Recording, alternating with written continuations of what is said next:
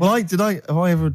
This is probably the most embarrassing of those entrance stories. Yeah. I was down in South London once, went down to some party that was taking place in some kind of swanky bar where there was a doorman on the front and a charge. I think it was something mental, like a tenner to go in. It was crazy. It was ludicrous. I don't know what I was doing down there. And I was in the queue. We'll establish what you mean by swanky later, because that could be... And it was a posh place. Was it? And so there's a queue outside, and there was one of these doormen who thought it was like kind of Studio 54. He was like sort of, choosing people who could come in. Yeah, you two come in now. And I've been there for ages, obviously. I was on my own because I got there late. And clogs. Exactly. I've dressed up for this. And there were these two girls next to me. I'm thinking, if I'm in a queue, I've told you before, if I'm in a queue and if I'm stuck with two girls, I'm thinking, oh, what a great opportunity, use the old merchant charm. Yeah. And so I'm there, and I'm sort of thinking, sort of give them a nod or whatever, a wink. Yeah. They're loving it. Yeah. They move to the back. They're putty in my hands, Rick, as you can imagine. Yeah. And I thought, well, to really seal this off, I'll get us in. Like, I'll sort of skip the queue. So the guy sort of coming along, he's picking people off, the doorman, and I just grabbed him. I just grabbed him like that. And I said it so everyone could hear. Right? And I thought this was brilliant. I said to him, how much is it? He went, 10 quid. I went, I'll give you 7. That was my bribe. I'll give you 7. That's the whole £3. No, that can't be right. No. He must have said a £5, and I said, I'll give you 7. Yeah. That makes more sense, doesn't it? That's giving him a £2 incentive. A £2 incentive. I say, I'll give you 7, you can make up the 10. Exactly. You can, if you let me in, you can put in 3 yourself, mate. That never works, does it? He said to me, I can't be bothered, I'm just going to have a kip, I think. I'm so tired. Was it percentages that put you off? That frazzled me initially. I mean, it's a funny anecdote when you're giving him £2. Yeah. It's even funnier when you're getting him when to he's put paying up me stuff. as well. Oh, I love it. Well, we're gonna play a record, then we're really gonna concentrate. XFM 104.9, Ricky Gervais Show. Steve Merchant's also involved. Go to bed now. Oh no. Like that Steve trying to impress a girl in a queue offered the bouncer 2 quid for himself if he could go to the front of the queue. Man, that was so embarrassing. 2 quid. I tried to bribe. Did I tell you that, Carl? I tried to bribe the bouncer. He was coming out. He thought he was in total. He was like the bouncer of the Met Club, or the Met Bar or something. Tenner in. He was choosing. No, he wasn't. He was picking people off, right? That was it. He was picking people off, and he was going, you can come in, you can come in. I got chatting to a couple of girls. I thought, I'm in here. I'm sorry, dear. And I thought, I'll act flash. I'll try and bribe my way into the club. The guy was walking past. I cornered him. I went, "Wee, how much is it to go in?" He said, £5. I went, "I'll give you 7." And £2. I thought, because the problem I had was I didn't want to go straight to like a tenner, because if he accepted 7, I didn't want to be down. I didn't want to waste the money. Right, so I thought we could at least haggle. It was the term. Is that frugal? What is the term for that? Thrifty? I know. But I'm resenting this because you are trying to create this this myth that I'm somehow, that I'm somehow cheating my money, or that I'm not a great lover. You know what I mean? And that's sort of, I'm like, it's annoying me, frankly. Oh, dear. So, Carl, do you think, and maybe Ricky as well, do you think you know much about DJing for the sort of the wedding party, or maybe someone's 18th? Oh, really? Okay, let me just offer a little hypothesis for you then. All right, the buffet's been served, right? Yeah. People have done some speeches, like it's a wedding do. Yeah. So you've already played some records early on, you've stopped for food, you've just played some light backing music in the background while the food's been served. You want to get the party rocking again, what do you kick off with? It depends.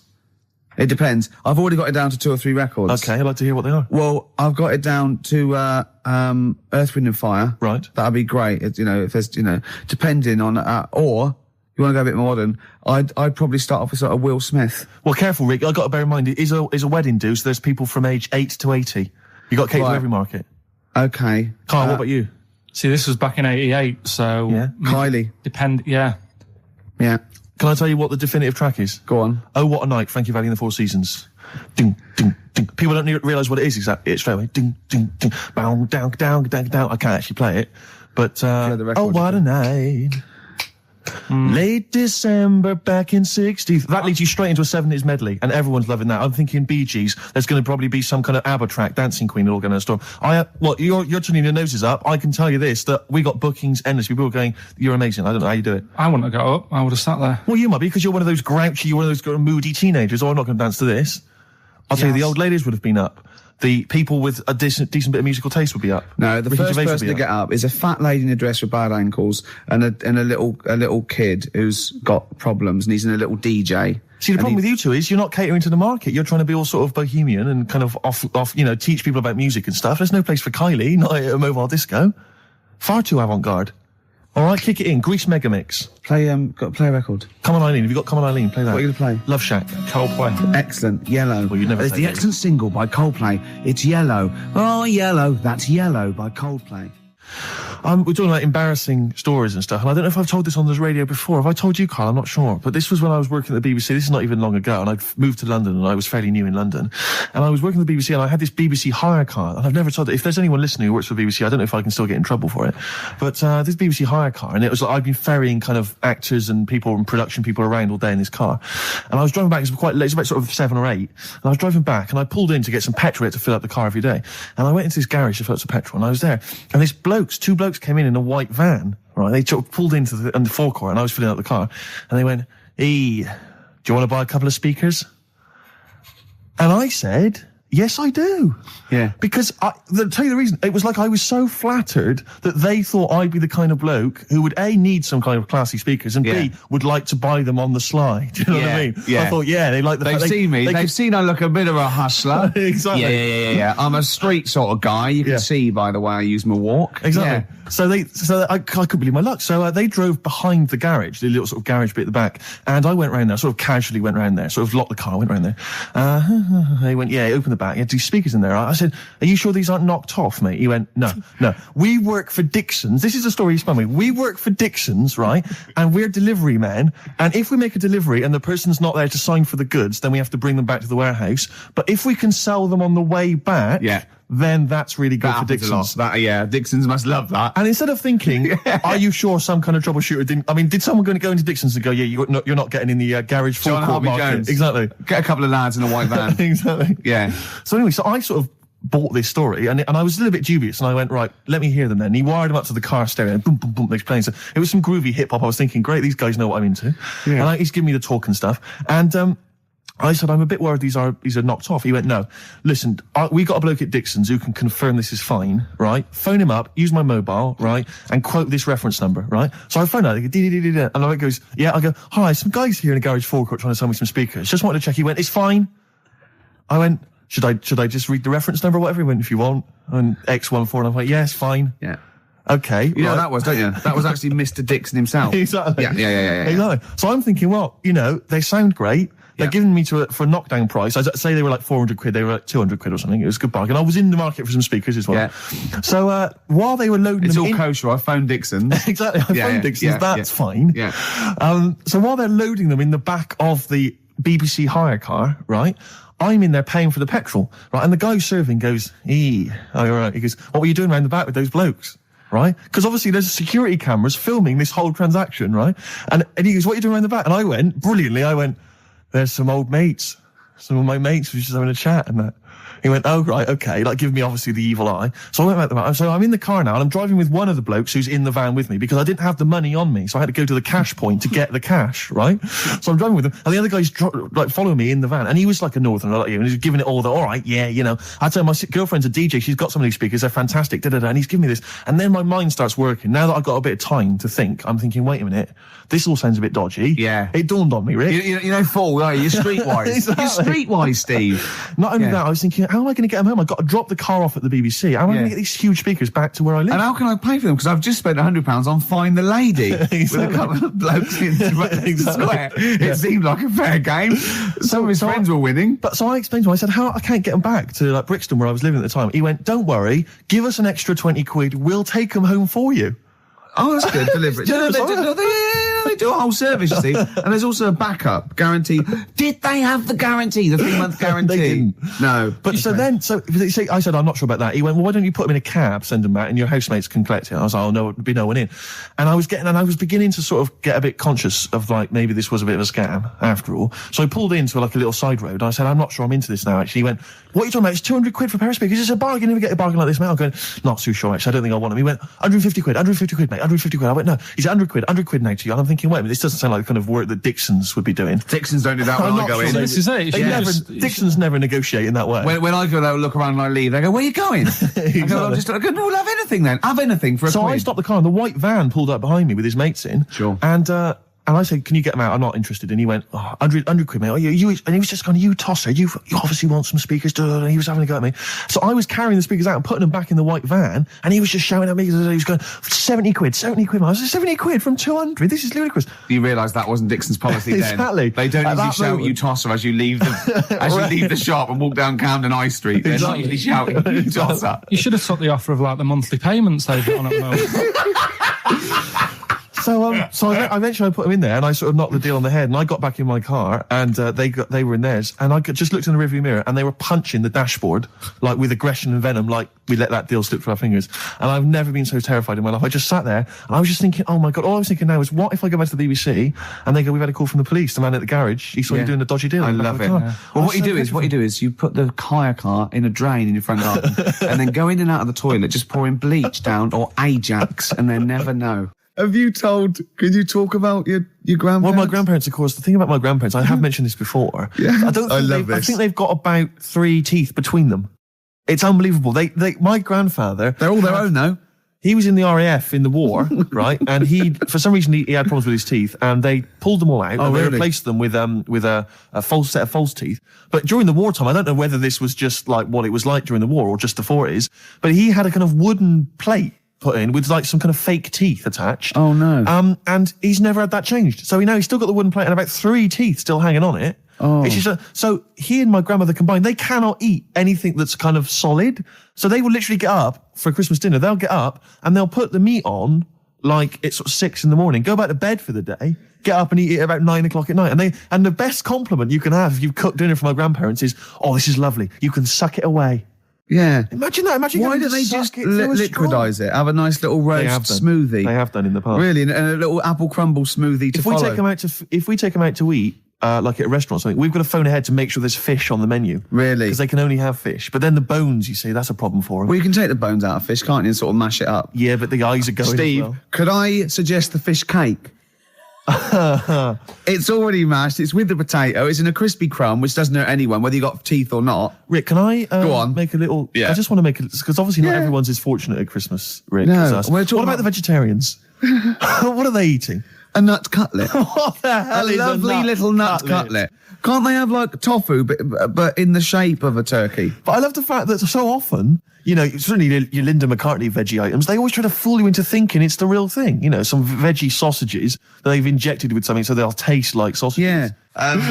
Is it true? Talking about when his dad said that, and then you told me something that I find amazing. Oh, the thing is, it's Christmas. Obviously, I've got to go back to Bristol. I love seeing my family. Well, yeah, I do. But it means I'd see my grandparents, who are, brilliant people. I mean, lovely people, but mental. I mean, utterly mental. And they've taken now there must be sort of 80 a piece. And it is quite an old age, but they're fairly good health, relatively speaking. And they just spend their time in bed. I mean, that's all they do, is that's their profession. They've retired to go to bed. And they spend all the time in bed.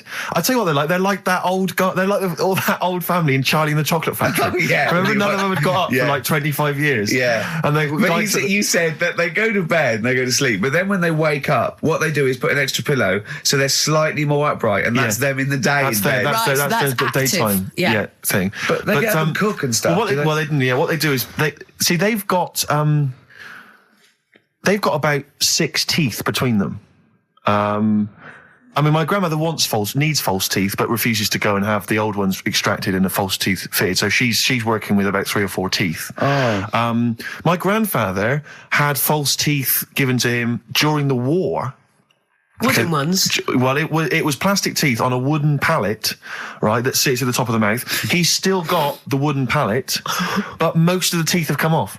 So there's about 4 teeth left, 4 false teeth. He's got a set of false teeth that make him look like he needs false teeth. I mean, that's pretty bizarre. So the problem is that they have to get up. They get up about 7 a.m. to put on, say, some beef or lamb, whichever they're going to cook.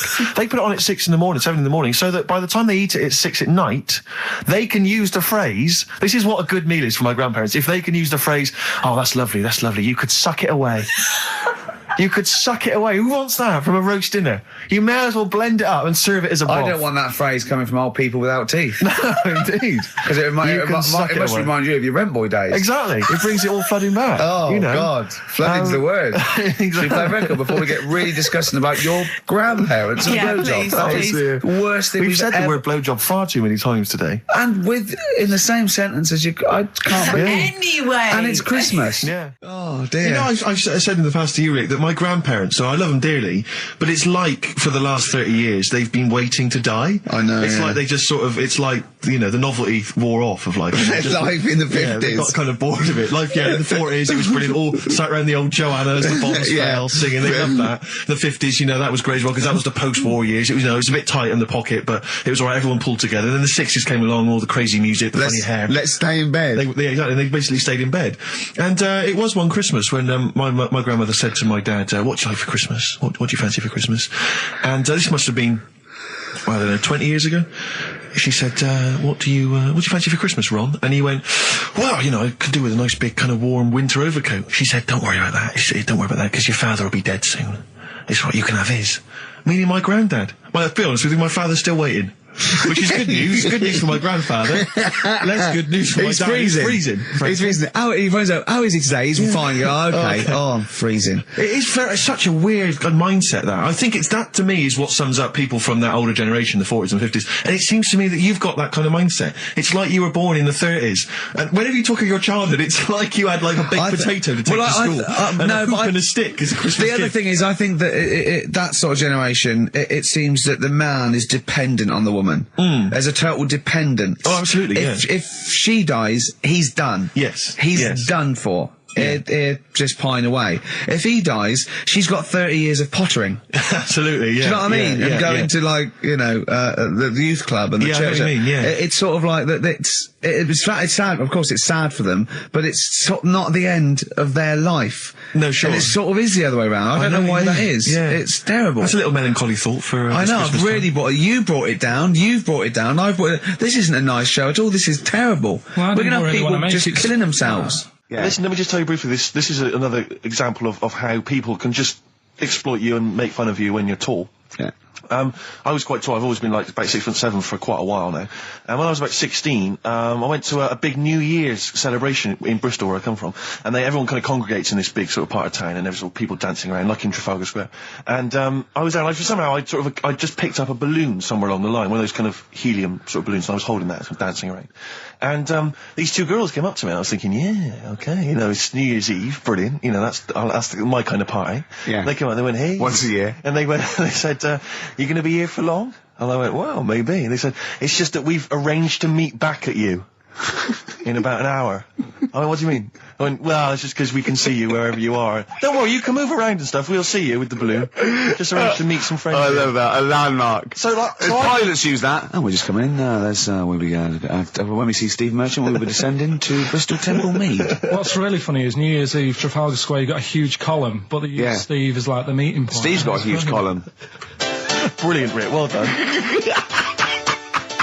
Award-winning comedy from Ricky Gervais. Weren't you in a car park once? Oh, no. It was New Year. And we were all gathering up. You know, like in Trafalgar Square at New Year, everyone gathers and they have a big kind of party and stuff. Well, in Bristol, they do something very similar on a smaller scale. And I was there one New Year, I was with my friends, and I for some reason I picked up a balloon during the evening. You know, I don't know where I got it from, but I was holding this balloon, and these girls came up to me, and I thought, yeah, nice, you know, maybe a little New Year kiss. They came up, they said, hey, are you going to be here for a while? And I said, well, yeah, I probably will. They said, it's just that we've arranged to meet back at you at midnight. What do you mean? Because I was so tall, I had a balloon. I was towering above everyone else. I said, what? I said, we're going to meet back at you at midnight. They said, don't worry, you can go about your business because we can see you wherever you are. This is where Nelson's column is. No. No, this is in Bristol. Oh, right, okay, yeah. And so I'm sort of wandering around, and then at midnight these two girls turn up again, and some of these lads come and meet them, and they're sort of laughing and joking. I'm thinking, they're probably going to invite me back to a party. I watched them get in a cab. They went off. They had a wild night. But then I did have a balloon, so it was a great New Year for me. I did have a balloon. Oh. You were going to tell us a little story about just a Volvo past my estate? test. Yeah. My parents had a big Volvo estate, and there's quite a big car to drive. My parents didn't have a car. But I know you don't drive cars, Rick, but it's got a big car to drive if you've just passed your test. It's safe though, isn't it? It is very safe, that was the thing. Yeah. And come from the West Country, obviously, there's quite a lot of windy lanes around there. You're joking, do you? They have cars there. Well, here he comes. Blimey, Carl. Learned on a tractor, automatic it was. Do you want me to tell it or not? Oh! Don't give up the accent! Oh no, I'm not a word. Oh, go on. Go on. So I went to this party. You never got him being from the north. Not when he's telling an anecdote. He's never told an anecdote. Oh yeah, fair point. Yeah, go on.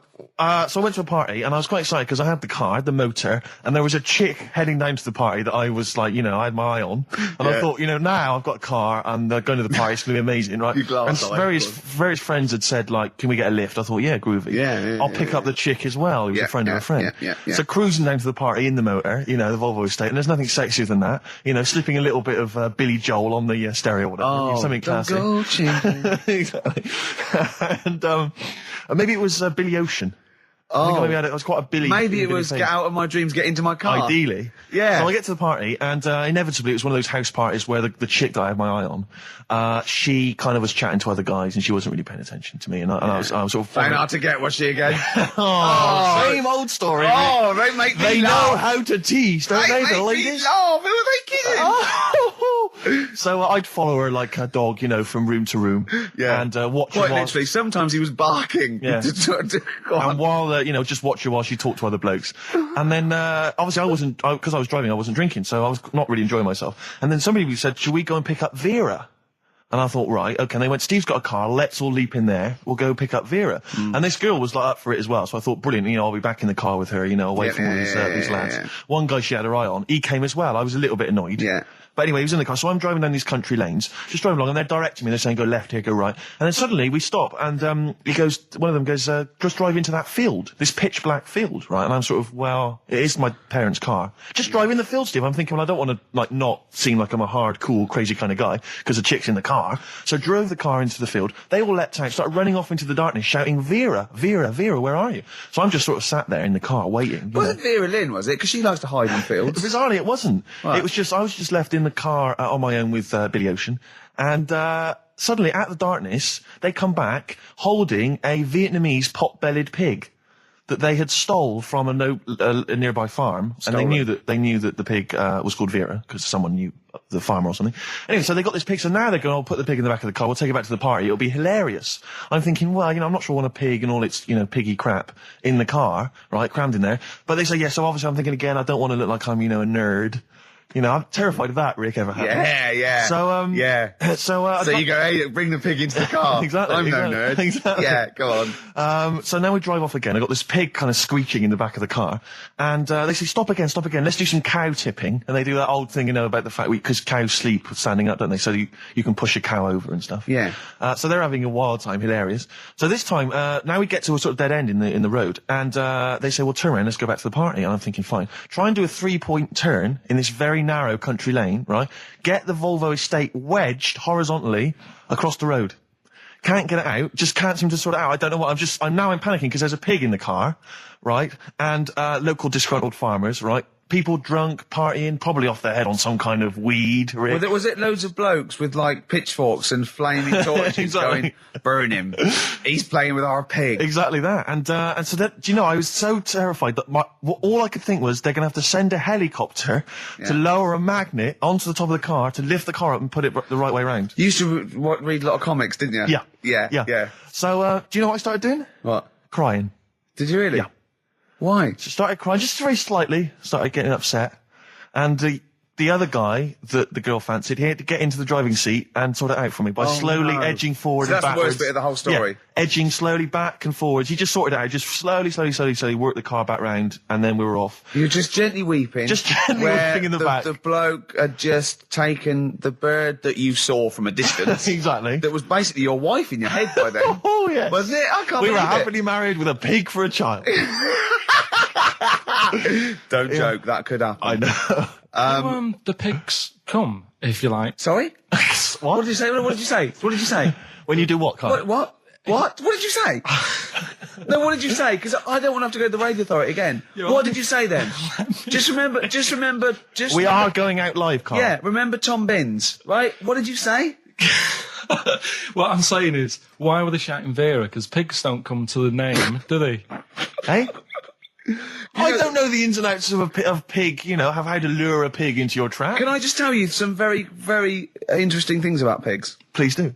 Right. One, everyone knows they have a corkscrew-shaped penis, right? A corkscrew-shaped penis. That's the tail, isn't it? Two, they can't look up. They can't put their head back and look up, right? Three, they can have a 30-minute orgasm. Rick, is it only pigs that have got a corkscrew-shaped penis? No, and landlords. Okay. Very handy. Right. No, but you agree with me on that. People who just I can't stand noisy eaters. People who go No, like that, I and do agree with that. and people eating crisps. As I said before, people eating crisps in cinemas. Anyone who's making noise in the cinema, it's an I know. absolute Are crime. they must be mental. They've gone to see a film. There's people they don't know there. Everyone's paid £8. And they're crunching away. Oh, leaving their phones on. I was in the cinema. There was a 16-year-old girl. Took a phone call in the cinema. The film was running. She went, "Hi, yeah, I'm in the cinema." Started having a conversation on the phone. I was thinking, how important is this call that you've got to receive? Oh, it's Tokyo ringing. Mr. Yakamoto's there. The deal's going through. It's Saturday afternoon. You should be up there hairdressed. I was in the cinema. Oh, by the way, Mr. Yakamoto's coming round tonight, and we can't use my pad, so you've got to make him a meal. Yes. Don't you and your wife muck things up for me? But I was in the cinema. It's not long ago, and I went to see that. I think I was off to see that film, Crouching Tiger, Hidden Dragon, or whatever it's called. You know, Well, they could be on the phone for that because there's subtitles, so it's not going to ruin it, is it? It wasn't her. I was sat next to another woman. She was crunching, a big fat woman. No, but he's got a good point there. Loads of people could be on the phone in there and it wouldn't sort of niggle you. Fine. Well, at least we've cleared that. Imagine if that was true. No, because, it's like when you go on the tube and read a paper, there's loads of noise, but you can still concentrate, can't you? He's got you. Do you know what That's I mean? such a great point, isn't it? Right, yeah, because it's so easy to lose yourself in that magic realism world, with all the sound effects and music and surging, exciting noise, and there's a woman clattering on going, "Yeah, well, I'll probably meet you later, Stange. Should we get some Diamond White in and around by the park?" Yeah. Switch off. I do it. Yeah, but we know what you're like, Carl. Yeah, you can switch off, Carl. It's like you can turn your ears off. That's the skill you Well, it's have. not the ears, it's the behind the ears. Yeah. It's the process between the ears and the brain that you can switch off, so we can still hear all these things like a cat. But I was in there, there was this woman sat next to me, she was a big fat one, she was crunching on some popcorn. Again, that's a crime. Why they're selling popcorn in cinemas? I don't understand why She the needs to noisiest... eat regularly, she's why fat. the noisiest food in a cinema? Yeah. I don't understand why that's come about. Yeah. Really makes me angry. Yeah. She's right. Smoothies. We want smoothies without straws. Exactly. The trailer for that film AI, Artificial Intelligence, came on. Remember that? And the tagline was, "David is 11 years old. He weighs 60 pounds. He's 4'6" tall. He has brown hair. His love is real, but he is not." Oh, yeah. And she just went, "How old was he again?" To her boyfriend. Right? Just ruined everything. War film trailer comes on for some Pearl Harbor or something. She goes, "Yeah, I don't fancy that. Just announcing this, don't fancy that. Too many war films."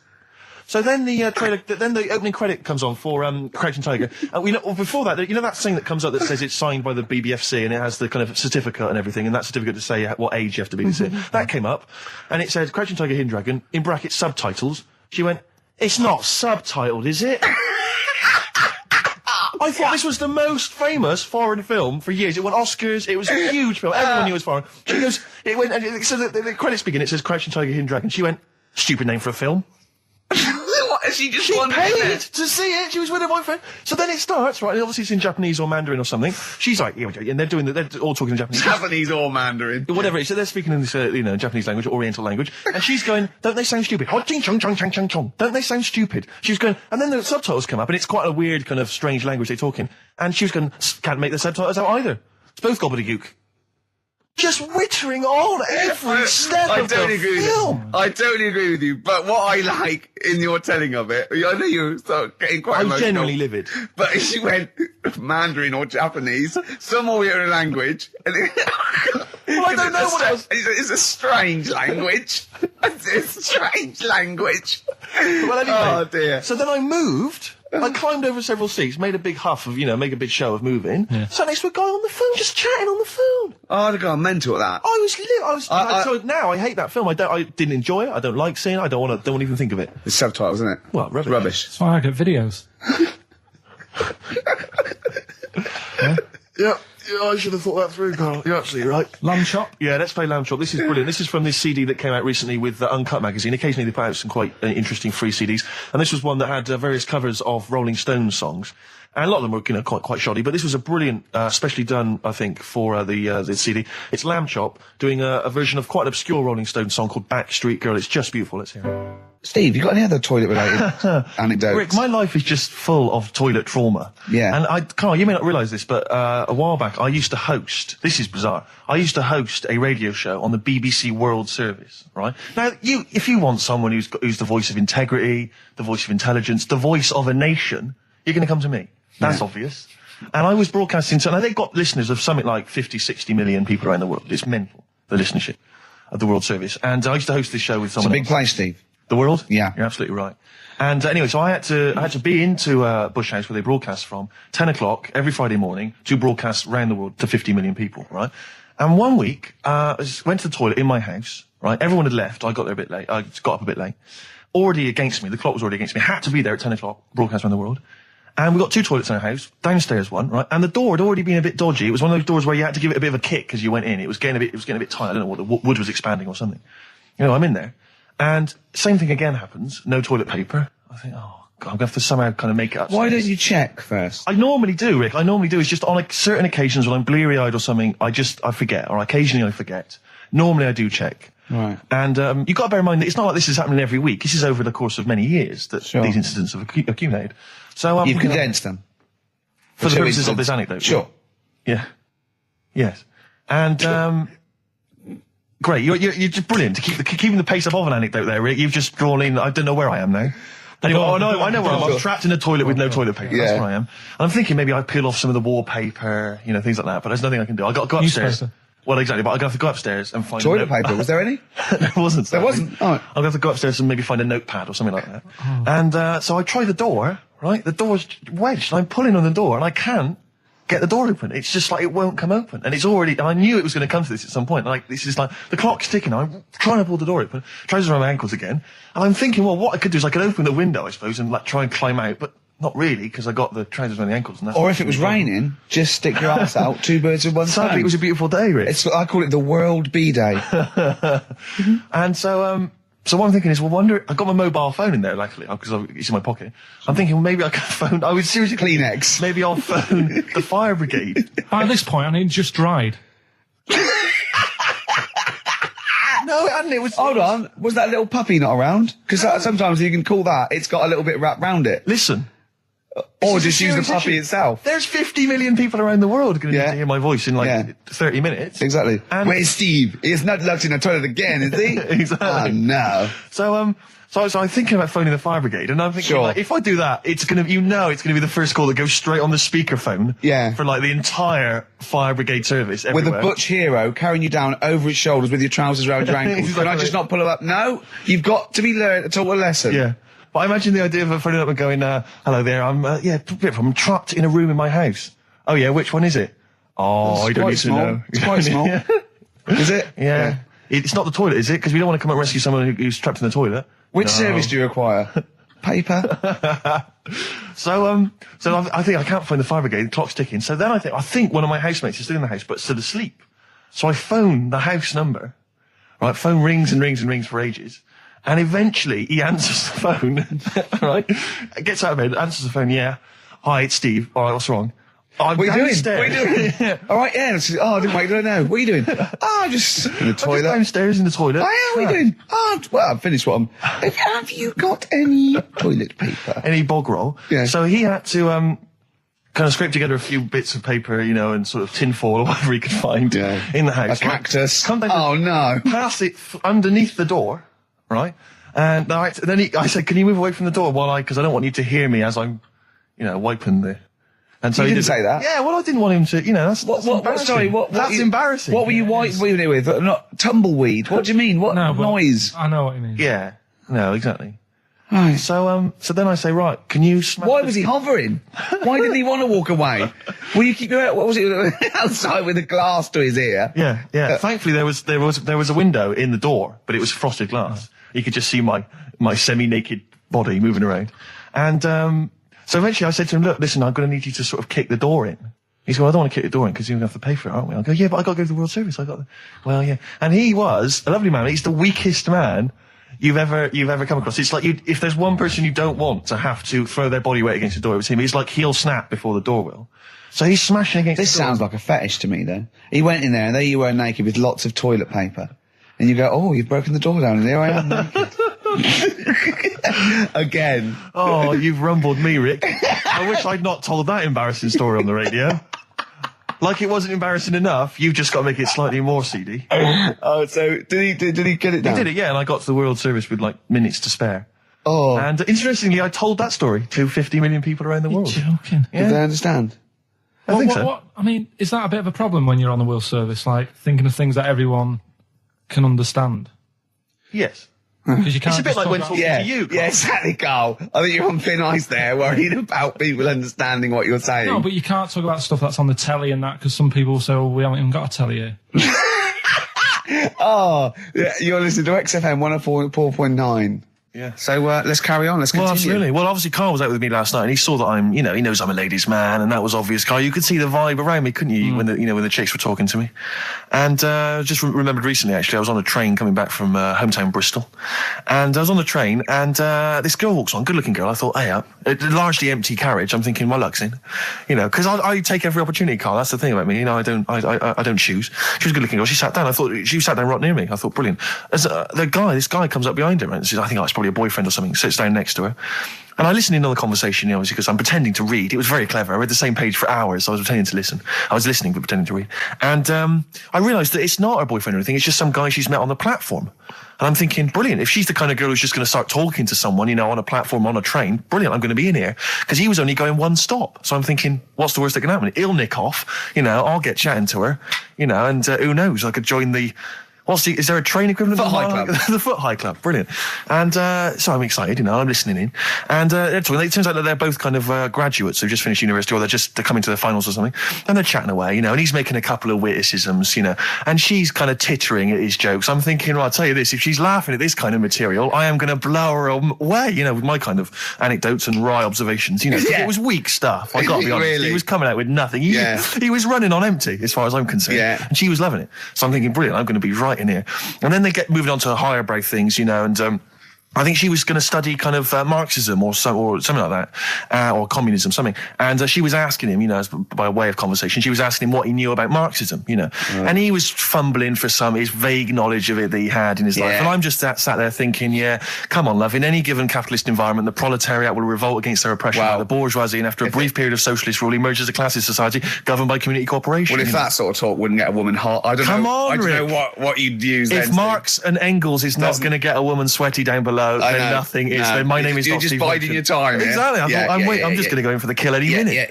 Yeah. So anyway, it comes to his stop. Right, he gets up. I'm thinking this is a piece of cake, and he gets off, and off he goes. He walks off, and I'm thinking brilliant. And I thought, I'll wait. I'll wait till the train's pulled away. I'm not going to leap in straight away. No. And he comes back along the carriage, and I'm thinking, hang on a minute. He goes, listen, do you mind if I give you my email address? Oh. Right, and if you want to get in touch, email me. I'm thinking, come on, you loser, get off now. Save your face, please, before it's too embarrassing. She accepts the email address because she obviously doesn't want to hurt his feelings, whatever. I'm thinking, fair enough. She's a good woman. I'm liking her. I'm loving her. I'm thinking that's my kind of girl. So anyway, he gets off. I'm sat there, the train pulls away. I'm thinking, I'll wait a few minutes, I'll just, give it some time. Her phone rings. It's her friend on the phone. And she starts saying it, and I was listening in, and she was going, just met a guy on the train. I'm thinking, that's true enough. She goes, he was a good-looking guy. I thought, you're having a laugh, love. To be honest. Because I was looking at him, and she said to her friend, he looks a bit like tennis player Boris Becker. I thought, you should be so lucky frankly, because I saw him. He had awful facial hair, if that's what makes him look like Boris Becker. Terrible little goatee beard. It was laughable. I thought, I don't know. And then she goes to the thing, and she's like, yeah, I met him, we got chatting and stuff. You know, and she was going, it's not often that you meet someone, you know, generally in life, who's, you know, kind of thoughtful and intelligent and funny. I thought to myself, I'm not even going to waste my time with you, love. Frankly, if that's what you thought of him. You just walked away. And I'll be honest with you, I didn't even bother talking to her. No, you were just didn't even waste my time with her. If she thinks that bloke is not only great looking, but funny and intelligent, and she got on well, and he was polite, and it was a chance meeting, and he thought, and she thought that you were like a freaky looking dork who didn't even have the nerve to speak. That is what she thinks, then I don't want to know her. I couldn't. You walked away, and good luck to you. And I have my dignity intact. Yes, and she's nothing. Well, but no, I have to just say once though. This is my DJing credentials. I was once playing music at a Scout Jamboree. Yeah. When I was about 17, 16, 17. Big gig. There was 1,000 scouts there. Yeah. Right. Yeah. And I tell you this, we were playing on stuff. They were loving it. They were dancing. It was in a big marquee. Right. I slapped on Smells Like Teen Spirit. Yeah. Right. They went mad. They went mad for it. They were moshing. They were climbing up the poles. The organisers were going, switch that off. Right. They're going crazy. And I was there going, no, that's what they like. I'm going to do it. And it was like Footloose. It was unbelievable. It was just like Footloose. Then I came in with Rage Against the Machine, Killing in the Name of. The place went wild. Yeah. And they were trying to get me off the decks. It was like Bill Grundy interviewing the Sex Pistols. And then when the head of them had you killed, exactly, like there was some sort of mafia thing, and it was all hushed up. That the scouts went there one night with all candles, and they stood by a grave, and that was the end of the film. It was a film, I assume. This genuinely happened. I assume this didn't really happen. Yes, it did. I swear to God, I was playing Smells Like Teen Spirit, and it went wild, and the organisers were going, switch that off. They're going crazy, and I was going, no, it's what they want. Could I say something? It was brilliant. That to me, I've known you for about 4 years, and I've heard all things. That must be the highlight of your life. Unbelievably so, yeah. You've never had anything that good or exciting since, have you? One day I hope to sleep with a lady, and hopefully it'll slide into second place. Oh look, you're actually a little bit stressed there, aren't you? Because you had to drink last night, didn't you? I had a couple of drinks. Yeah. I was down at Steve's night. He was doing a bit of DJ. Yeah. Went down the store. And that's why you're all grumpy. What? Do you hear what he just said? What? I was DJing last night. Obviously that XFM evening. Yeah. Hour and a half. My friend and I split the time on the decks. Yeah. What was the word you just used? He went down a storm. We went down a storm. Right, 3 girls. I was walking to the toilets during my set. 3 girls went, you are a genius. Right? What's his name? Dane Bowers? Why? Zane Lowe? Because you played records in a certain order. Yes. No, sorry, Rick, if you can't deal with that. Sorry if you're a little bit jealous, because this time you can't share the award. All right? Dear. But it was my credit this time. You can tell he hasn't been a DJ. Because it's not just about... It's not just about that. The songs you play, it's the way you play them. The way you play them, whether it's 33 or 45, very important. Yeah, leave your hand on them as they're trying to go round. But so 3 girls there, charmed by me, they loved it. Yeah. Zane Lowe, XFM DJ and MTV presenter, probably one of the coolest blokes alive. He came up, gave us massive respect. He said, I'm loving your set. He actually used those words, right? There were people coming up, they couldn't believe their luck. It was roaring. We'd stick on a track, people would cheer as it came on, right? My particular favourite, Carl, I think you'll agree, my particular triumvirate, LL Cool J, Mama Said Knock You Out, leading straight into House of Pain, Jump Around, then straight into that current Elvis track that's been re-released, remixed by Junkie XL. I played the original, which I'd already played on XFM before. I'm already there, cutting edge. Yeah. Right? 3 old tracks, you mean? 3 old tracks. In a row? Yep. And I think the words that would best sum it up are, I kicked ass. Great. Rick. All right? Well, I'm going to be kicking some ass today. Hey, talking of DJing. Go on. You know, I did that storming set the other night for XFM. Yeah, sure, yeah. Go on. This was down at a little club, in case you weren't aware of it. Yeah. Anyway, I went to the Sony's the other night. Yeah. Karl Pilkington sidles up to me, slips me an envelope. Go on. 200 big ones in there. Did you get paid cash for that? Yeah. £200. Taxman won't know about that. Cash in hand. No, the tax won't know, because, I mean, obviously no one who ever works in tax is listening to local radio. Oh. Yeah. Well, so... No, the taxman will know about it. Yeah. Because I'll declare it. I would. Put it, it's going straight down. I'll do it when I get home. Do it when I get in later on. And don't write off rubbish that you buy anyway, like, you know. No, I won't. No. I'll do it all above board officially. Fill it all in correctly. And so I'll send it now, I'll send it tomorrow so that you get it early. So it's not too busy for you, sir.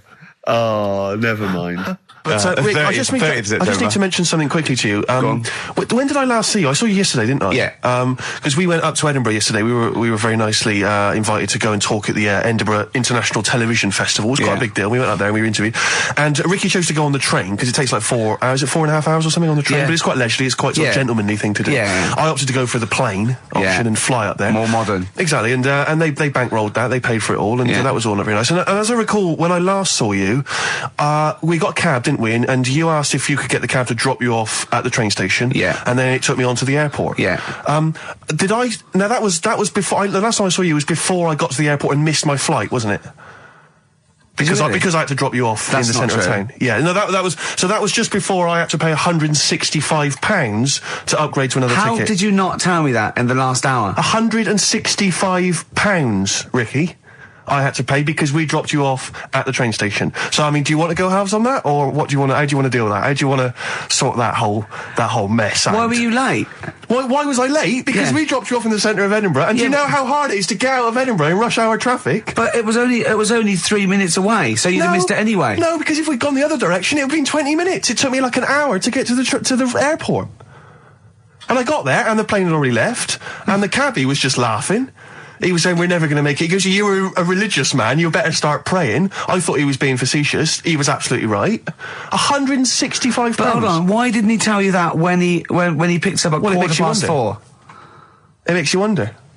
So obviously I'm a little bit annoyed, because you know I'm not a man who likes to sort of spend unnecessarily. But wait, this is not my fault, because you were there when we made that decision. I didn't impose this on you. We both decided that might be. It's both our fault. I mean, it's no one's fault. It's both our fault. That's fair. That's all I wanted to hear. It's both our fault. Therefore, it's both our financial obligation. No. £165. Just split that in half. Write a cheque, Rick. Write a cheque. It's fine. I trust you. You know. Phone in. I think everyone. This is. You're clearly obvious. irresponsible. No, of course I'm not. If you share a cab and then one person's lucky enough to not be late and one person is unlucky enough, and that's what it is, bad luck. I don't think you share the obligation. It's a moral dilemma, this, isn't it? But it's more than that, though, isn't it? Because let's be honest. Even if you had known that I was going to get there late, you'd have wanted me to hang around just so you weren't left around waiting for a train on your own. No, because you get bored sitting there. So you'd have wanted me to at least got in that cab. I got there way too early. I actually got there I was there about 30 minutes early. You made it fine then. That was exactly. So I mean, I sacrificed me hanging around for half an hour so you could get it at 4:15. And the other thing is this: you were going to get it at 4:15 anyway. Yeah, but I would, if I'd gone the other direction and not dropped you off in the centre, I would have been there in time. Would we? Well, is that true? Well, only God knows. Well, and the cabbie. What I mentioned it to. So, I'll tell you what to cheer you up. I'll tell you what's better than 80 quid. I'll tell you what's better than, shall I? Go on. Music. What, are you paying the whole 165? Listen, look, I've brought in a little track here, Bruce Springsteen off the Tunnel Love album, and I know you're a Springsteen fan. I'm a Springsteen fan. We should just qualify this, because a lot of people who listen to XFM are obviously a bit edgy about Springsteen. They just think he's this old, kind of ludicrous 80s rocker, the bandana, you know, the flying the flag, which he never really was. No, that was Bon Jovi. Exactly, don't confuse Bon Jovi. But seriously, no, do you know what I mean? He did write some great music in the 70s, and he's just got a little bit kind of pompous in the 80s, but he still turned out some amazing tunes, one of which I imagine is this one, Rick. This one's called Brilliant Disguise. Yeah. What about, are you a fan of any of the great English operas, like The Pirates of Penzance? Yeah, Gilbert and Sullivan. To me, Gilbert and Sullivan were like probably their day equivalent of like Richard Stilgoe getting together with Tony Slattery. And then 100 years later, people go, it's brilliant. It is like, they might as well, I don't know, make any episode of Whose Line Is It Anyway? Right, yeah. Into an opera. And in 200 years' time, we're going, that's genius. Yeah. Listen to this one. Look, this is Party Quirks. Yeah, Amdram Society. We're step. Because I was in the Pirates of Penzance once in an amateur production. You used to like Whose Line Is It Anyway? I did. That was. Although I did watch it when it first came on Channel 4 about 15, 20 years ago. But we did the Pirates of Penzance when I was in an amateur dramatic society in Bristol, the Bristol Operatic Society, Light Operatic Society. I don't know why I was involved, because I can't sing. My audition, I thought, this is how desperate they were for blokes. I swear to God, right, I can't sing, you know. Well, you? Yeah, all right, calm down. And I went in and they said, "So what are you going to sing?" I went, "Well, I want to surprise you." They said, "Do you want a piano accompaniment?" I said, "No, I don't think so." I went to the back. I swear to God, I went to the back of the room and I just sang Thumbelina, Thumbelina, tiny little thing. Thumbelina dance, Thumbelina sing. Thumbelina, what's the difference if you're very small? 'Cause when your heart is full of love, you're 6 feet tall. I just did that. And they just looked at me like I was the weirdest freak they'd ever had. Immediately put me in the chorus, because that was how desperate they were for blokes. We rehearsed it. I couldn't remember the lyrics. Thank God you were doing Thumbelina. Yeah. Oh, but I couldn't remember the lyrics. What was it for? Was it Gilbert and Sullivan? It was the Pirates of Penzance. There weren't enough blokes, right? So that we had to double up.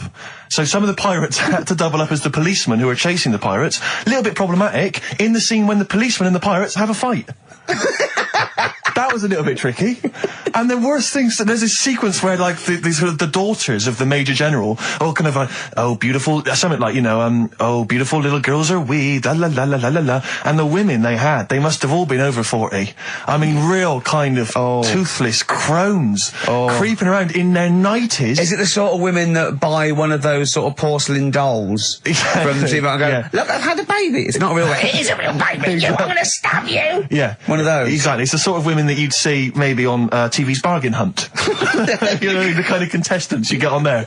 Those are women who sort of, they're in Amdram and they think they've clung on to their looks, but they have never made it in the guy who was playing there's a guy who's supposed to be an 18-year-old prince, an 18-year-old pirate, the Pirate King. He must have been 40 years a day. He also directed the show, though, so he got to prance around in these thigh-high boots. Ludicrous. It was so embarrassing. It was shameful, really. I'd love to go to Amdram. Amdram is a whole other world. It's such an incredible place, because there's so much backbiting and envy and... Really? Oh, it's incredible. It's worse than the real world of theatre and TV. It's unbelievable. Because the same old people get to do it every year because they can hold a note. Can we go along? You would absolutely adore it, Gervais. It is film it, a secret camera. Did I ever tell you about the time that my father, when I was younger, we went on holiday? My dad he'd bought a little boat. Little sort of wooden boat, make a 3-seater, and he and a friend of his went out with me in the boat. I was maybe 12 or 13. Went out and we sort of went, I think we were we had the little motor, outboard motor, chugging out. We just thought, we thought this was real seafaring stuff. Brilliant. We'd lost sight of the beach because we'd gone round a corner of like a mountain, or like a cliff. And so we were just round the corner, and there was this boy, just floating in the water. Not a boy, but like a boy. And, very tricky to explain that on the radio. It's the same word, isn't it? Boy, a boy, and a boy. Yeah. And so we float past that and we're just chugging along. The motor conks out. Oh, I can't believe it. We have to row back in. So they're rowing away. I'm just sat there. And we noticed that every time we sort of think we've got past this buoy, it just seems to be back where it started again. And we realised that the tide is taking us but not taking us out, taking us towards these rocks. And we've just got ravaged rocks. And we were a bit pretty scared because I can't swim very well. Or I couldn't at the time. I think when my dad had maybe bought, he didn't, I'll be honest with you, I inherited a lot of things from him. One of which was his carefulness with money. just the one life jacket. How deep was the water? Which I seem to remember he tore off my back and put on himself.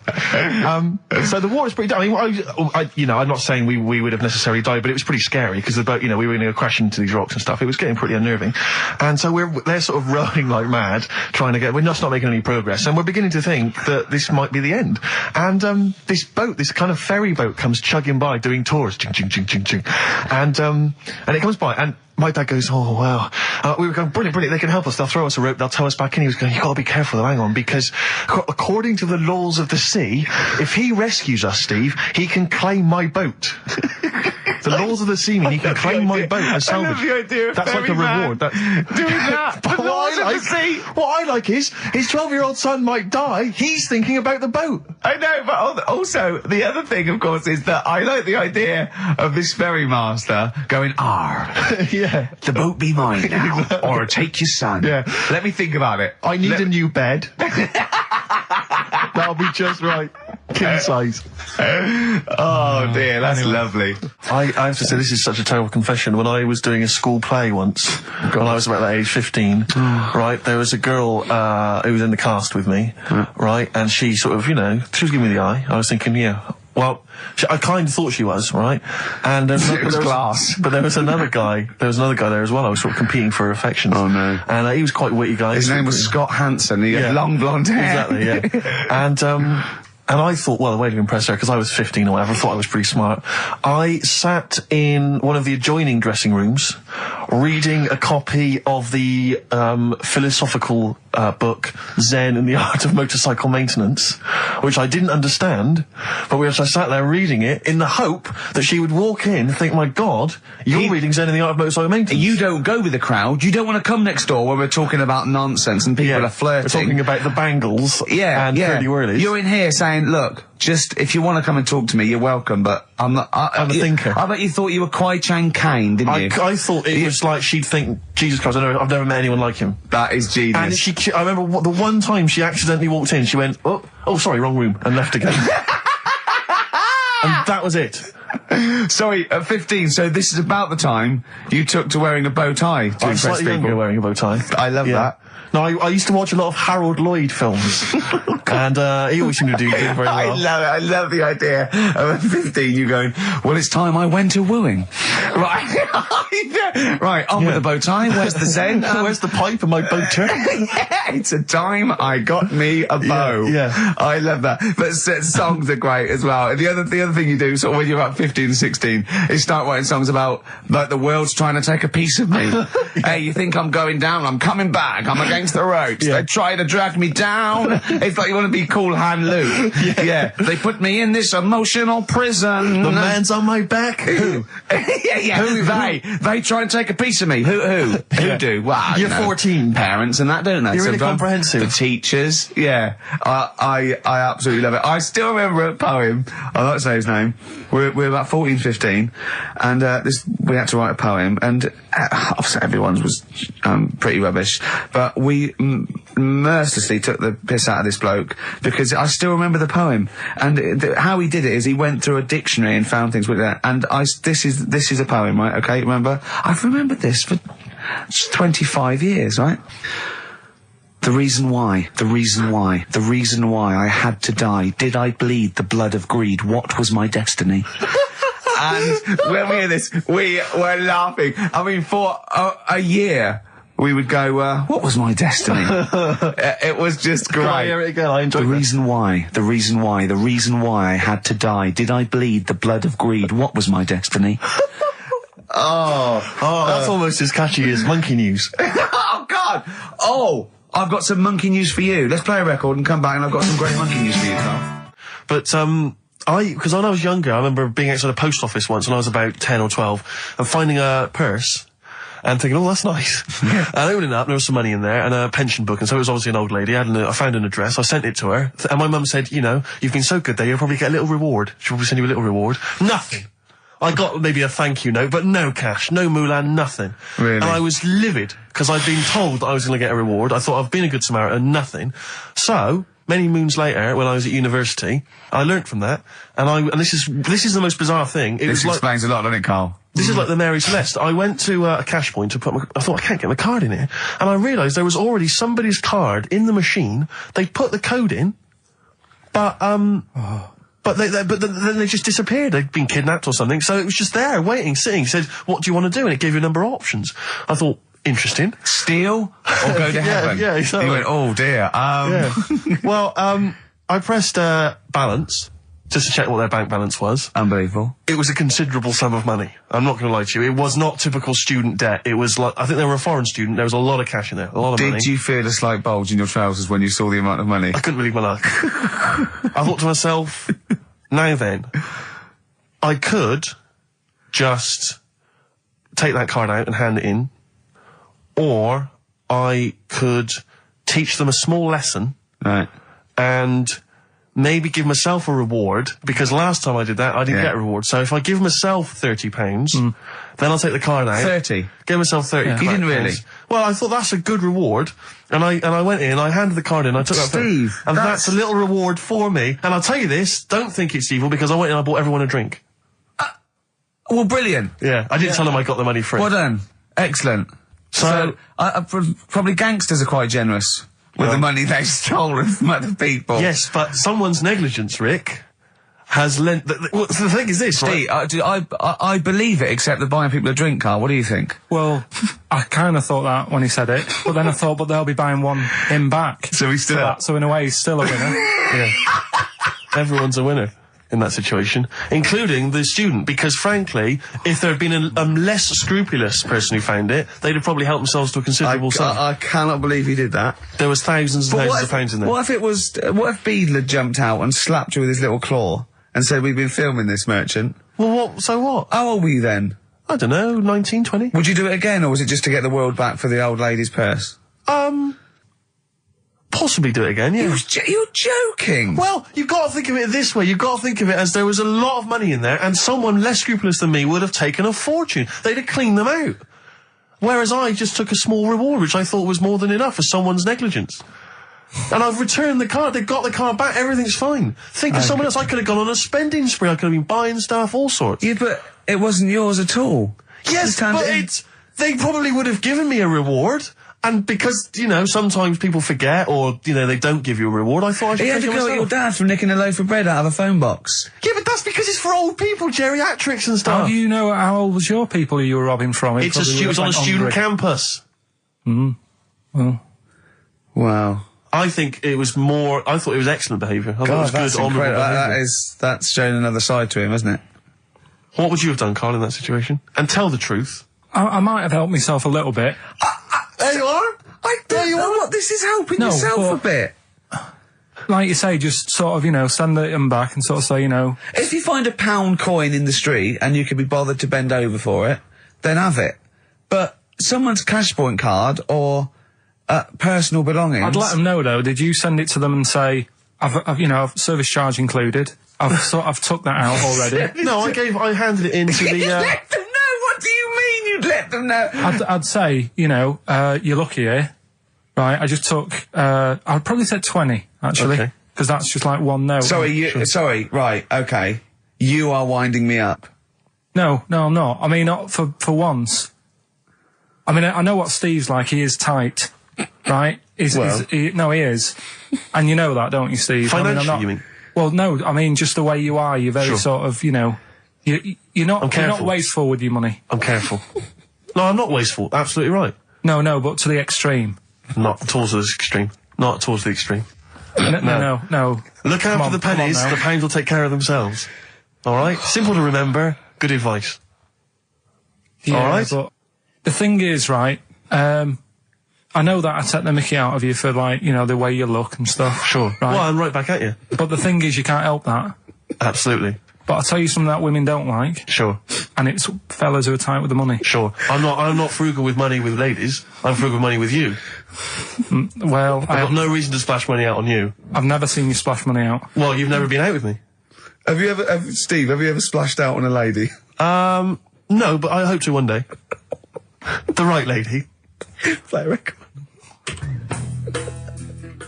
Sorry, just suddenly struck me something. I don't know if I mentioned it before. You mentioned you tried to catch your guy out when you came back once. You opened the door really quickly to see what he was up to.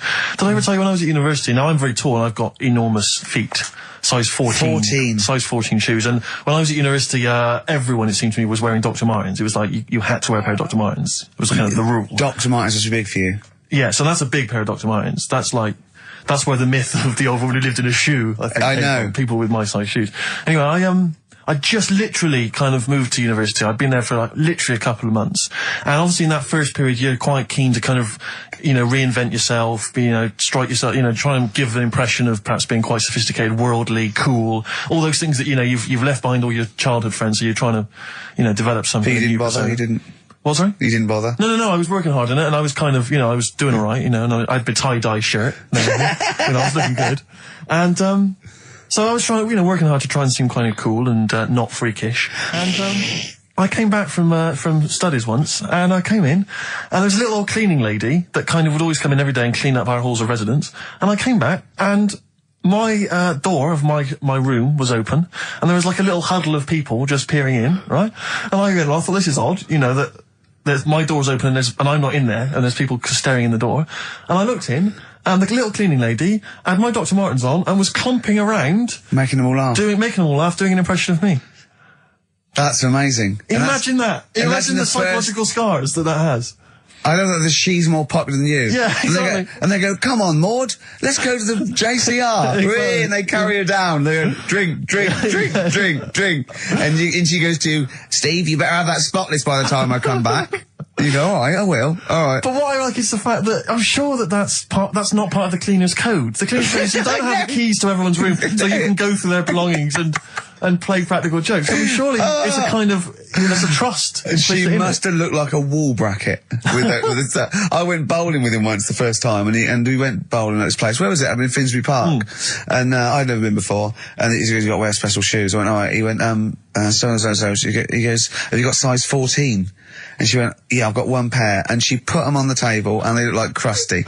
Honestly, honestly, it looked like. It was. I just started laughing because they're so long and thin anyway, and they're multicoloured, aren't they? They're two colours, and it looked like Krusty the Clown's feet. And then this teacher just went, all right, 14. That is big, isn't it? It is a huge size shoe. You're right. Yeah, and it was just the one cleaner in them. Just the one, sadly. She did have loads of kids eventually and brought them up in there. You were talking about renting an office. I'm a little bit intimidated because I'm just at the moment thinking about trying to buy a flat or something because I'm just tired of pissing money down the drain every month. I know, yeah. And, but I'm really petrified. I've put it off because I'm really gullible. When I'm confronted with anyone in a suit who sort of knows what they're talking about, they can sell me anything. I'm intimidated. It's like, you know, you're supposed to go in there and you're supposed to sort of act like you're the guy with the money. This is what I want. This is what, no. But I go in there and it's like, I'm afraid they're going to say, clear off. I don't want to sell you a house. I'm not really interested. Have you ever thought of like really putting on sort of like some sort of cool air? Like, sort of like kicking the door and going, what's that? Is it like, you'd be found out in 30 seconds, wouldn't you? Exactly. You'd go in there, you'd stub your toe, and they go, what do you give? I've got my toe, Exactly, yeah. Brilliant. Just tapping the walls. Yeah, tapping the wall. What's the rates? What rates? I don't know. Well, do you remember, I don't know if I told you before, I wanted to buy a laptop computer, and everyone said, go up Tottenham Court Road, and I was reading like magazines and stuff, they were saying haggle, make sure you haggle, make sure you're planning to haggle, get the best deal you can. And I found a shop which was selling the computer I wanted, and I went in there, and I had this whole plan in my mind of what was going to happen. He was going to say, like, it's worth this. I'm going to go, well, look, I can get it cheaper here, I want to buy it from you, I'm going to haggle, and off I went. So I went in the shop, and I said, yeah, looking for this, interested in this Toshiba. How much is it? He went, it's 1,500 quid. I went, sure. Okay. I said, I'll give you 1,300. He went, it's 1,500. And I said, sure, but I'm willing to give you 1,300. He went, 1,500. And I was done already because he hadn't even begun to haggle. And I was assuming he'd at least go 1,400 and we could start, but nothing. So now I was screwed. My whole plan went out the window. Yeah. What did you just leave? No, I said to him, the thing is I can get this computer cheaper down the road, but, you know, I like what you're providing there. I like your service. I've had good stuff about you. It was amazing. I said, I've heard good stuff about you. And he went, I said, seriously, I can walk down the street, I can buy it there for cheap for like 1,400. And he went, well, see you later then. And I was like, right. So I walked out the place. I said, well, I'm going to have to leave then. And I walked out the place, and of course I wanted to get it from there because it was still the cheapest, so I had to walk back in again. I went, yeah. I've just had some second thoughts. Listen, I'll tell you what, I'll pay the 1,500.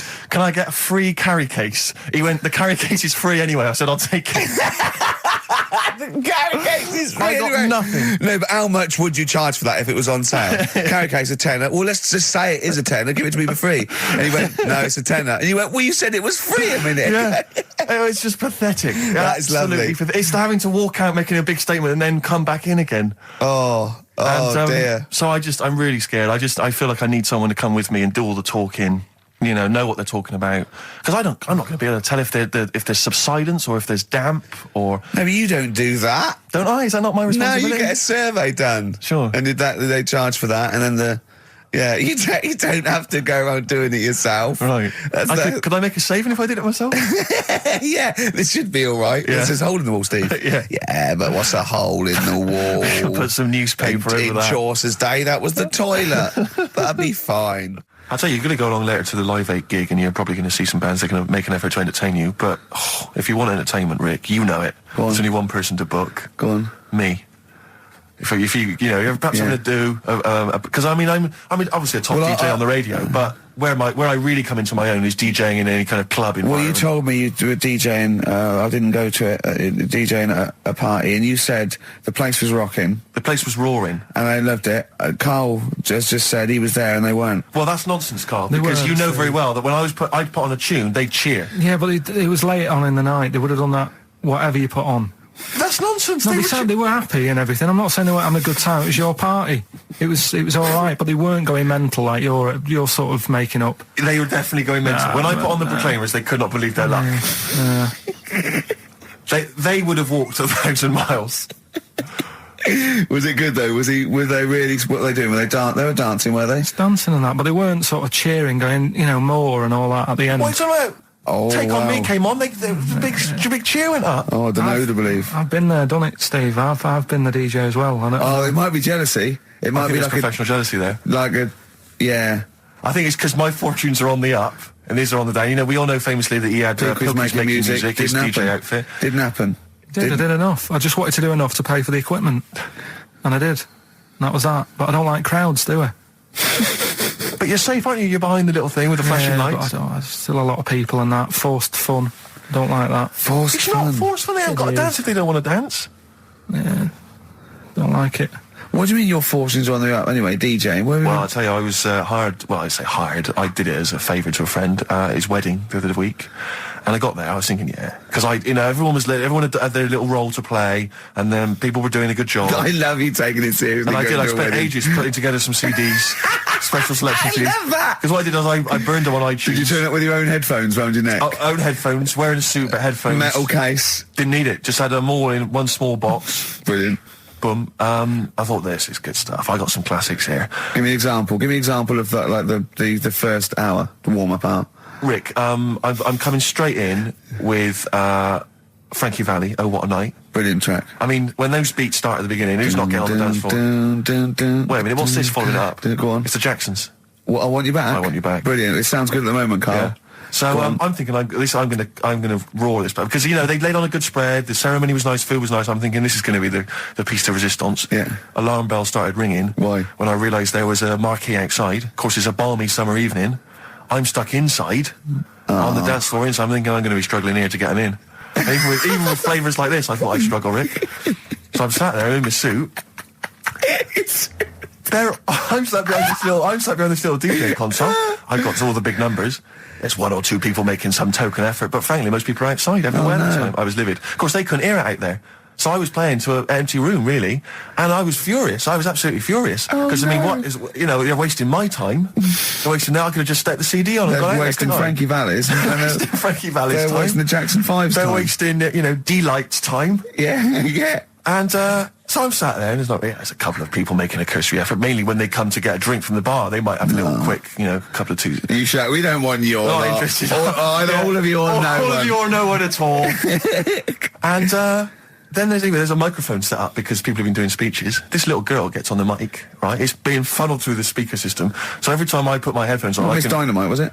It wasn't, sadly, Miss Dynamite. Although she decided to have a little go at MCing. She was screeching her little head off. How old is she? Oh, I don't know, 8 or 9. At their most annoying. when children are at their most annoying, because they got a bit of confidence there. They're a bit cocky. They're not shy anymore. They're a bit arrogant. Yeah. She's screeching her head off. So I'm playing, and she doesn't know. Look at your face. I'm playing into the groove. No one's getting into the groove because she's going mental. She's just going, what's this? I don't know what this is. Play something I know. I'm thinking I haven't got any bloody DJ Otsu or Crazy Frog. I'm not going to play what you... So she's just screeching along, ruining it for everyone. I say everyone, there was no one there. So me, she was ruining it for me. I bet you were really angry. I'm furious. But of course as well, every time she screeched, it went through my headphones. So So, of course, and then her dad comes along, right? And I'm thinking, all right, he's seen what's happening. Just imagine you in your suit, sweating, getting annoyed at someone ruining your set that no one's listening to. I think, her dad's coming over. He's going to put pay to this. He's realised that, she's causing a disturbance. He comes over there, joins in. No. Sits her on his lap. He's just saying, she's having a well of a time. I'm thinking I'm furious. I'm thinking it's his responsibility to shut her up. He's not going to do anything. What can I do? I can't step in. No. And I know very well that if I interfere, he's going to say, oh, well, she's enjoying herself and no one's dancing anyway, and we'd have just got into a fracas. Yeah. And I didn't want to start a fight. No. Because I don't know, but he'd have knocked you out, wouldn't he? Someone would have got knocked out. And I'm not saying who it would have been, but, but to bear in mind, Rick, there would have been 2 of them.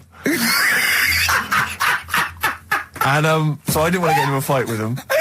And, anyway, so I'm playing. Anyway, so my friend came along. He realised what was happening. And I didn't have the guts to unplug the microphone. Because he'd have known, you see. Yeah. So I got my friend to do it when she had her back turned. So he pulled the plug out. The microphone went dead. She went, "What's going on?" I went, "I don't know what you're talking about." I said, "I don't know." She said, "Where the microphone's at?" I said, "You must have broken it." I don't know what's going on. Someone will probably make you pay for that. Anyway, at least we shut her up. That is great. But it really went from bad to worse. And you know, there's that thing when you panic, you start panicking, so you're putting on a lot of flavours that you would have saved to the last hour. What are we talking? Boom, boom, shake, shake. Exactly, you're throwing him in early. Love Shack's coming on way too soon. Really? Oh, Love Shack before 11. It's heresy, but I had to do it.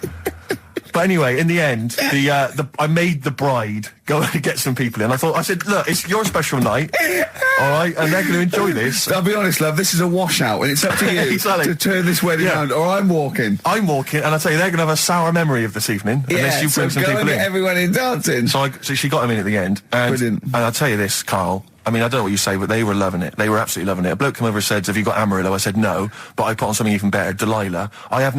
Wedding crowds always go for Delilah. A song, of course, about old man killing his wife, but it always goes down very well, strangely, at weddings. They get into a sort of hokey-cokey thing. They went berserk for it. And I was following it up with, I had the Monkeys, I had all sorts going on. Brilliant. Of course, you know what happens. What? I'm going great guns. People are absolutely loving it. They're rocking it. I throw in, I had something cracking on at the end. Come On Eileen, of course, was on. People were going berserk for it. Which is unfortunate because the bride's name was Eileen. Yeah. And then the bride pipes up. I'm throwing the bouquet. So they all traipse off outside again. I was furious. Oh, no. I plugged the microphone back in. I said, "What are you doing?" We got, but they went out there. And, of course, you can't get them back once they've done that because all the women are running around. I got the thing. And then they got to wave everyone off, throw the confetti. They ruined your day. I was having a great time and they ruined it. She ruined your special day. She ruined my special night. Oh, no. It's on her head. What would you put on about now, Carl? What if I was DJing? Yeah. Probably about a world party. Go on. Interesting.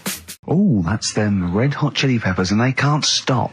I'm Ricky Gervais with me, Steve Merchant and Karl Pilkington. You're listening to XFM 104.9. Coming through today, it's noisy again out there. It's a nightmare. A lot of people marching up and down. What's that about?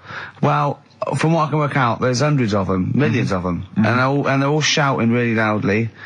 What do we want? Peace. When do we want it? Now. What do we want? Peace. I want to go, shush. Yeah. We all want a bit of peace on a Saturday. Yes. Keep it down. Please. I can barely hear myself think. I know. And he's not listening. Tony's not listening. He can't hear you from there. You may as well give up. He's not listening.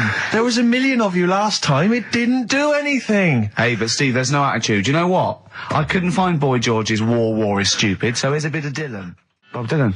The times, they are a-changing. The thing is, Rick, it makes me wonder if the times, are they changing? I mean, it seems to me that life's pretty much the same as it was way back in the 60s when Bob Dylan wrote that song. Got any idea what you're talking about? No idea whatsoever, You Rick. don't really know about politics, do you? Know anything about it. Don't even read the papers. Got no interest, really. Yeah. Not particularly informed. My life's cushy.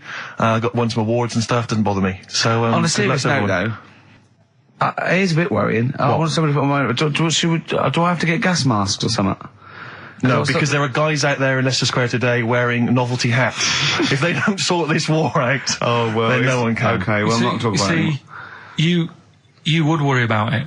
I would worry about it. Well, maybe, Steve. Why? Sort of people who are successful are worrying about it more than other people. Just because, they've got more to lose, haven't they? Right.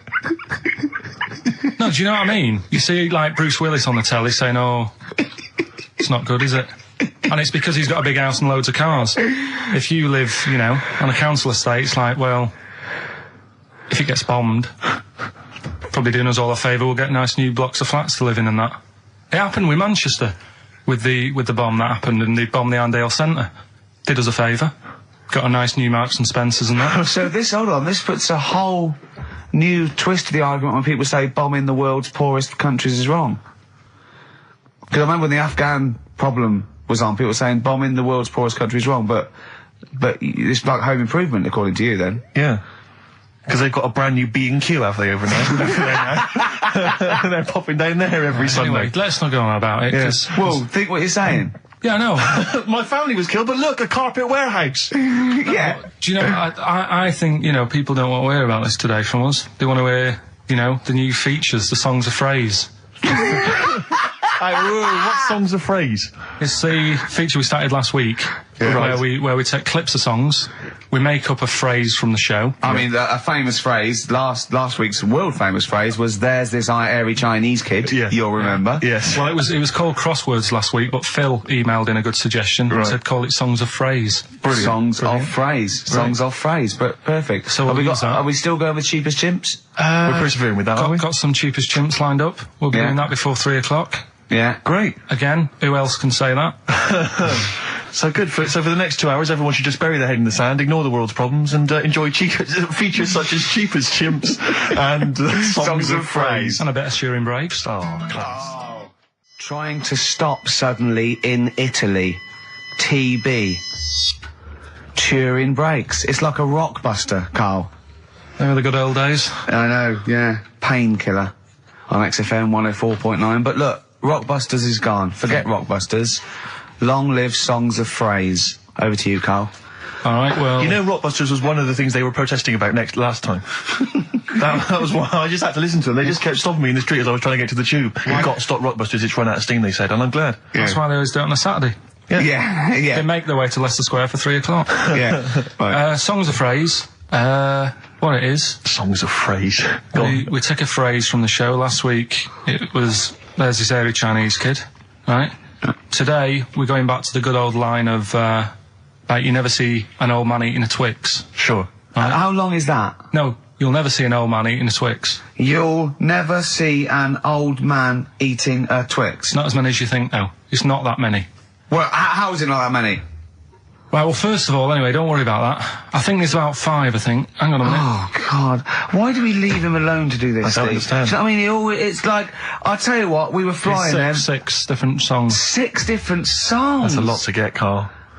But what happened is, I couldn't find a song with Twix, so we've changed the chocolate.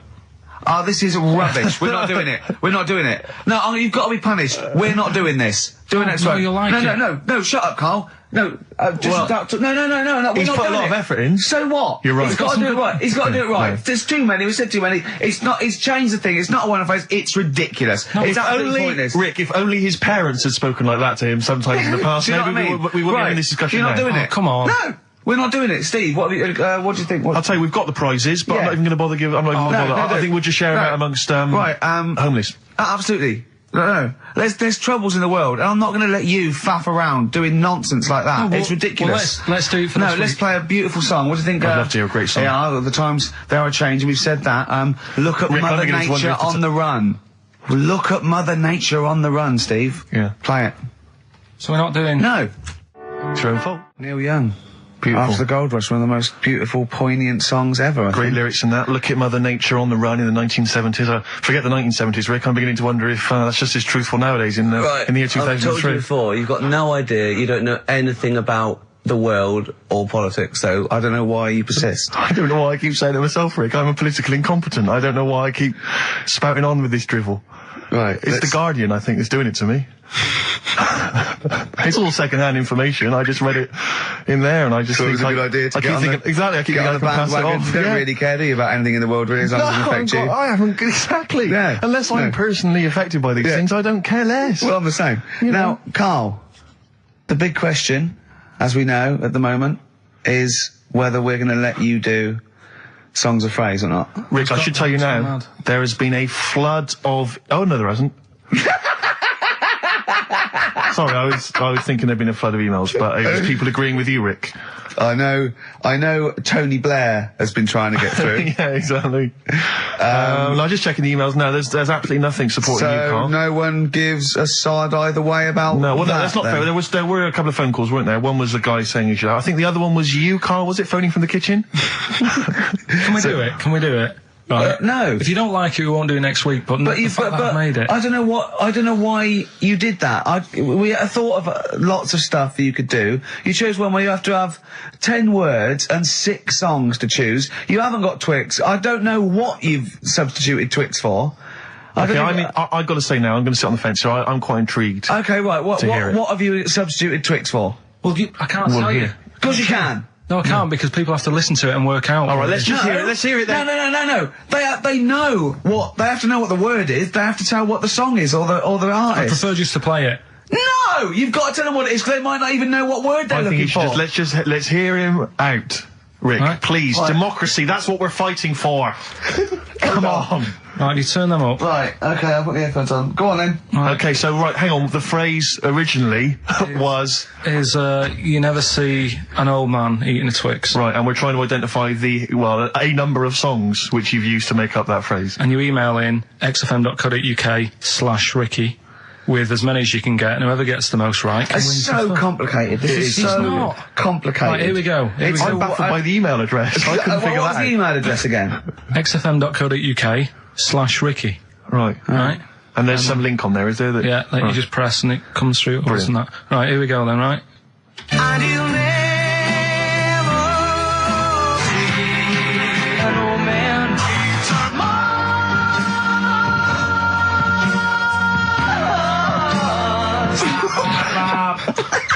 Well, I missed a little bit at the end. Let's hear it again. Mars, ba, ba, ba. Let's hear it again. And you'll never see an old man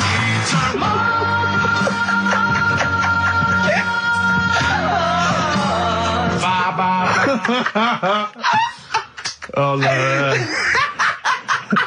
Oh, God. Okay. Right, we'd say the prizes, Steve. Right, so how many songs were there? Do we know? I think it was 6. You think there was 6? And you'll never see an old man eat... it might be 5. 5 or 6. Yeah. Anyway, email in the answers and how many there were, and you might be in with a chance of winning on DVD the original series of Citizen Smith with Robert Lindsay. That was good. Paul Whitehouse's Happiness, the first series of that on DVD. We've also got a couple of CDs here. The Best of Britpop, Live Forever, Oasis, Blur, Radiohead, and all the rest of them on there. Right. Supergrass's current album as well. That's all right. I think it's a current album. Yeah, it is. And okay. Less convinced by this one. If I tell you that some of the artists include Delamitri and Deacon Blue, then I know you'll be rushing out later, Rick, to buy this. Scotland Rocks. A compilation of... Is Wet on there? Let's see. What about Biss? What happened to Biss? Let me see. I'm not gonna... I tell you, it doesn't... I mean, we've got Gun on there. Oh, yeah. We've got... baby, lately. Aztec Camera. Yeah. Big Country, obviously. Proclaimer's not on there. Wait a minute, where's Runrig? There they are. And obviously Rafferty, Baker Street. Brilliant. So that's definitely worth entering for, surely. So xfm.co.uk/Ricky. Play it one more time. Yeah. Just in, right. And you'll never see an old man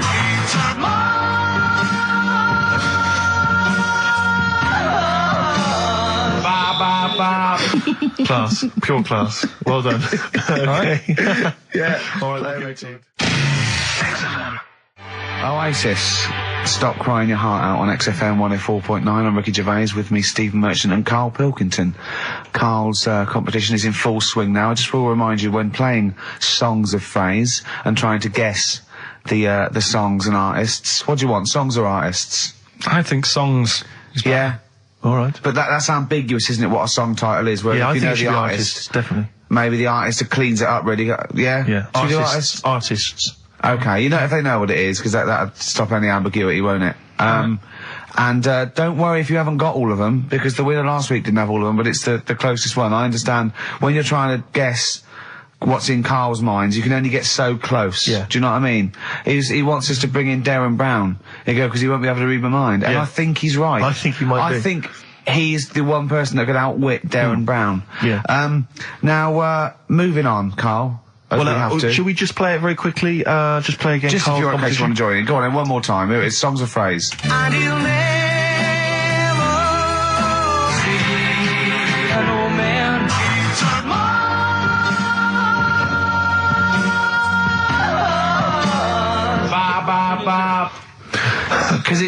because you have to get, you know, it is very difficult. So, you know, song or artist, we'd give points if you're close to any of those, and we'll choose a winner. So, you know, do. And what do points mean? Crap prizes. XFM.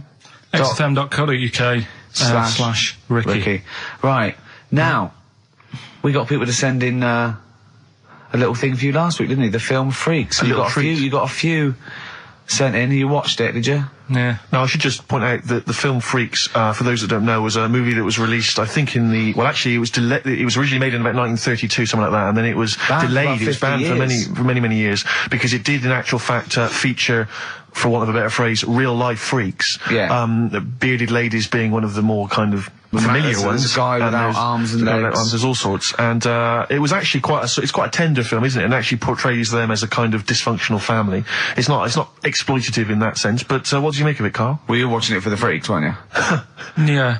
I mean, I wish... It does take a while to get onto it. What do you mean? Well, straight away I was disappointed, right? Because at the start, like, you put it in, it's like, oh, brilliant.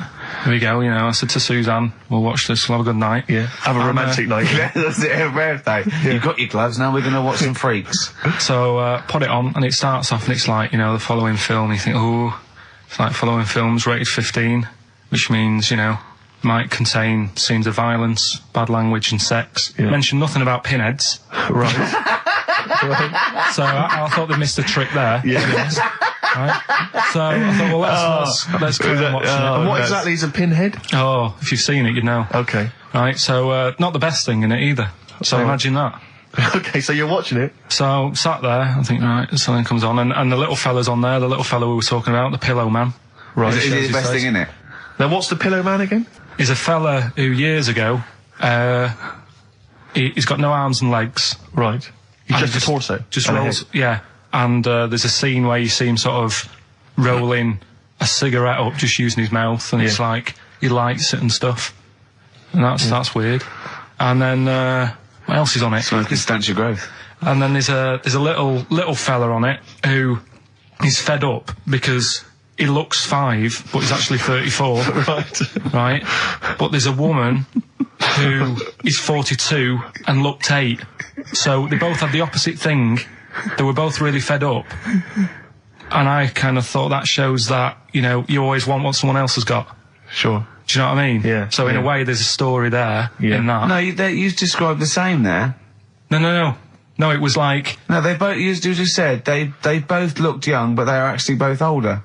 No. This was like a little man. Yeah. Who was 35. Who was 35. And looked 8. Yeah. And so did she. No, well, the other way round then. What? So she was an 8-year-old that looked 35? Yeah. So, maybe not then. Anyway. No. But that wasn't that weird. I kind of thought it's a slow start on that. Yeah. And then... It's not a difficult film to follow. No. Yeah, but I wasn't really listening to what it's all about, just looking at what they had. And they had like a fella who's running about on just... They had like he was shopping. You know, they had a fella with no legs and he's running about on his hands and sort of got about on a skateboard, talking to someone about it. They said that's how E.T. was done. There's actually a little fella in E.T. Right. Who's just half of, sort of half a body. Is that true? I've no idea. I've never heard that before. Why haven't we heard that before? I've never heard that before. I don't think he would fit in E.T. Because where's the head? He's got no neck, E.T. It's a skinny little thing. There's no human neck couldn't fit in that skinny little neck. Well, you sure it wasn't Kenny Baker up to his old tricks? What are you talking about, Carl? There's a fella with no legs in E.T. In E.T. they had two fellas, right? I think they had a little, a midget fella. Right. Who did it. And then I think he was off sick and they were like, oh, you know, what else are we going to do? So they saw a guy on a skateboard going by. And said, do you fancy some work? Right. And he's done it. I think someone told me. I mean, it might be wrong. Exactly. Might be wrong. It might be, mightn't it? I mean, you've never been wrong before, so I don't know why you'd be wrong there. So what's the worst thing in it? Now, it's intriguing to me because here's a film called Freaks, featuring real-life freaks, and you're sort of a bit nonplussed by it. Just because it wasn't... Because it's built up. If you call a video Freaks, you've got to make sure that there's some good stuff on there. Yeah. What were you disappointed about? Was it that? Because there was a few things on it, right? There was a woman who said she was half man, half woman. And it's like, well, you're not, are you? It was just like she had some makeup on. I thought, well, that's rubbish. And then there was a woman who could eat using her feet. That isn't that freaky. Do you know what I mean? She's not hungry, she looks normal. Yeah. And that's when I was thinking, I mean, I'm not being right, Steve. You know I'm not being funny. Oh, here we go. No, but I'm just saying, if that woman wasn't eating and you were sat next to her in that film, yeah, I'd probably be sort of drawn to you more than her. I'm not I know you hate me saying it, but there's no point sort of pretending.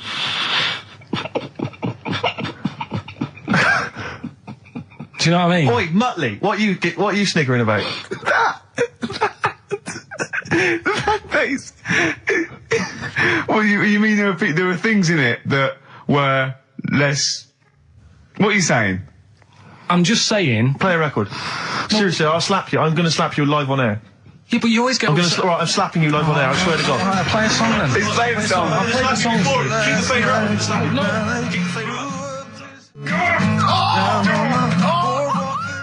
Bruce Springsteen, Atlantic City from the album Nebraska. So melancholy, that one. I love that one. Wow. So Freaks then, all in all, not as amazing as you first hoped. It was built up too much. Do you know what I mean? Really? It's like some films. Is that my fault for getting you excited? I just can't believe it. I hand you this thing on a plate. So I know, and I'm not being out of order, Steve. I'm just being honest. We've always said that about this show. We only talk about stuff, you know. Yeah. You know, being honest and that. Yeah, no, sure.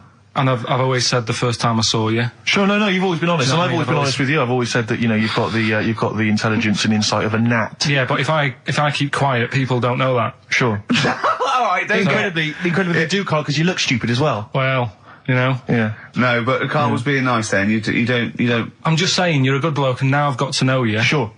Yeah. The first time was weird when I saw you. Yeah. No, leave it. Don't just try to interrupt. Just let it go. No, I'm just saying. Okay. The first time it was weird and that, and then weeks go by. Sure. And the weird thing is, I kind of thought maybe he's not that odd looking. Yeah.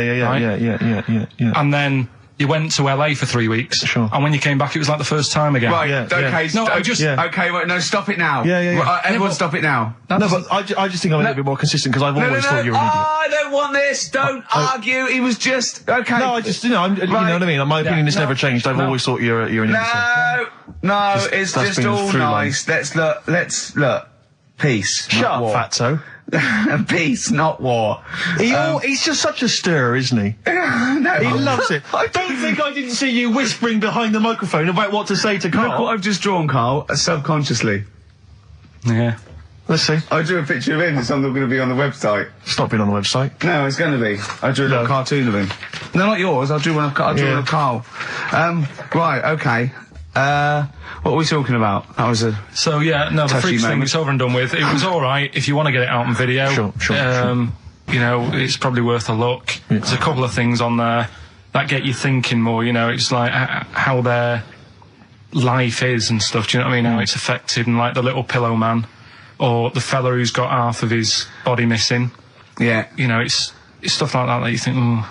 But what's the one that was disappointing? You said it was a half man, half woman. Yeah, I don't quite understand that one. Do you mean hermaphrodite or half? I can't remember it. Do you mean it was one sort of like it had bits of both? It was just like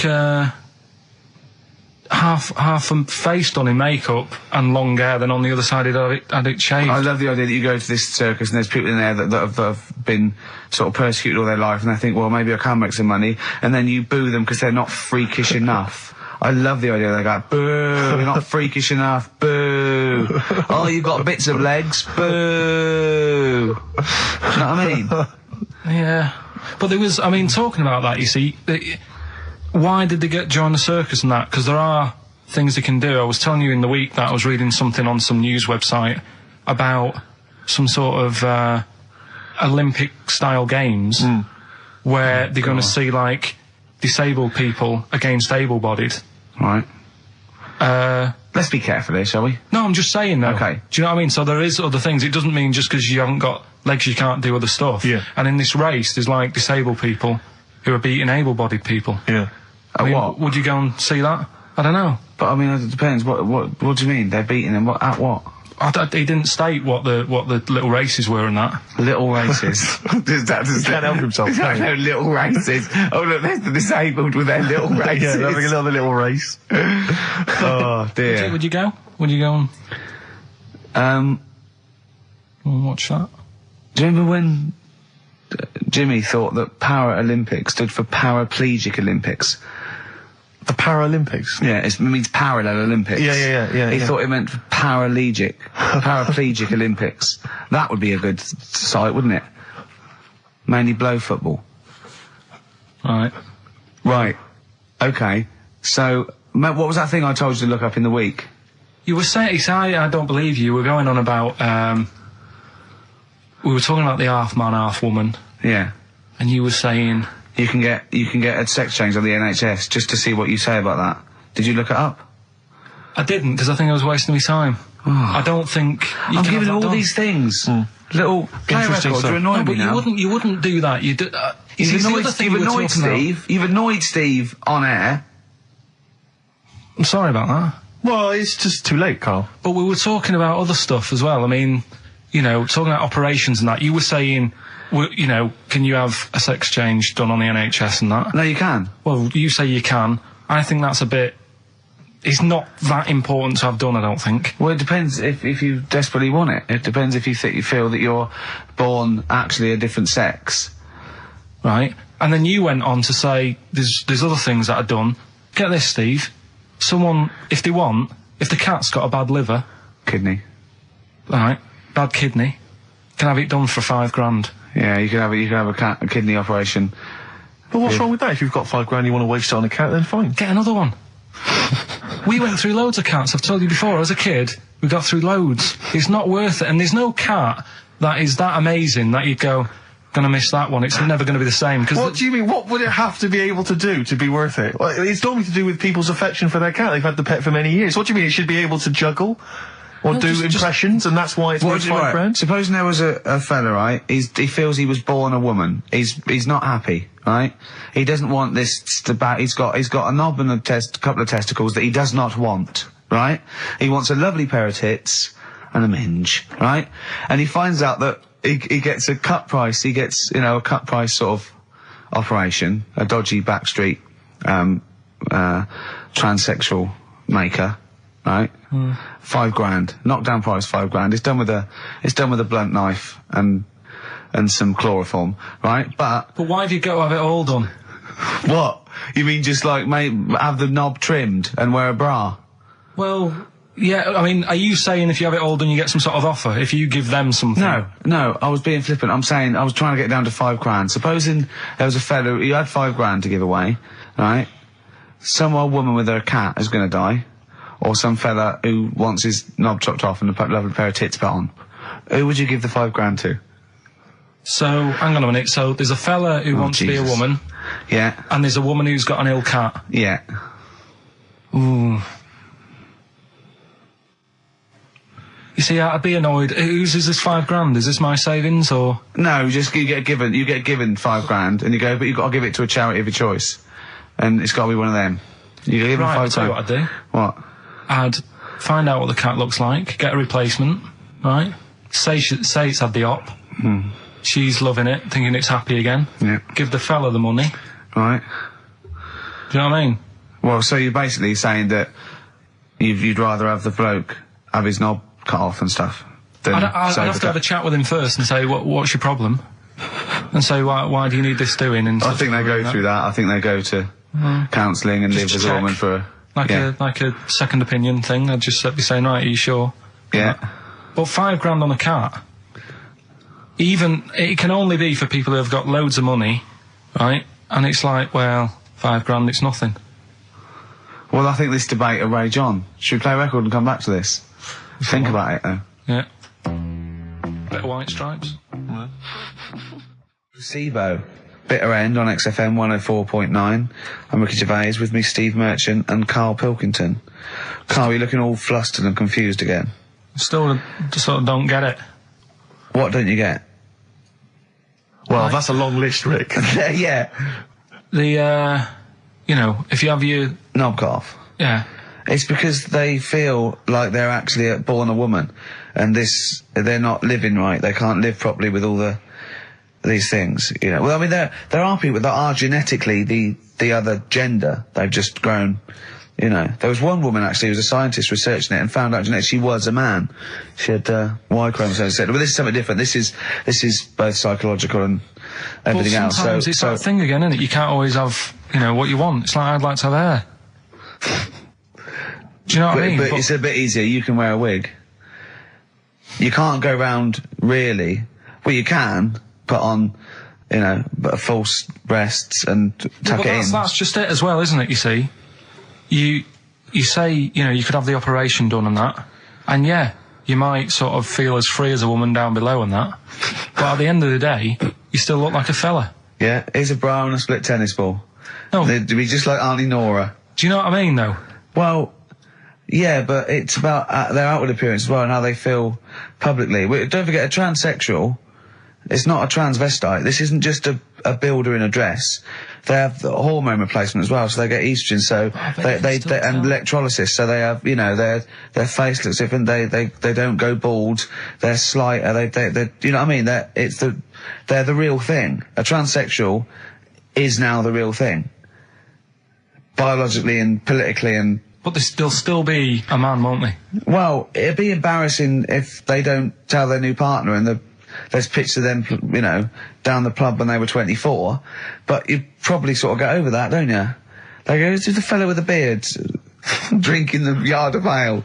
That was me. Well, interesting story. Probably should have told you this before the honeymoon. Do you know what I mean? It's like, you can have all that done, right? There's stuff, you could have your bits done, right?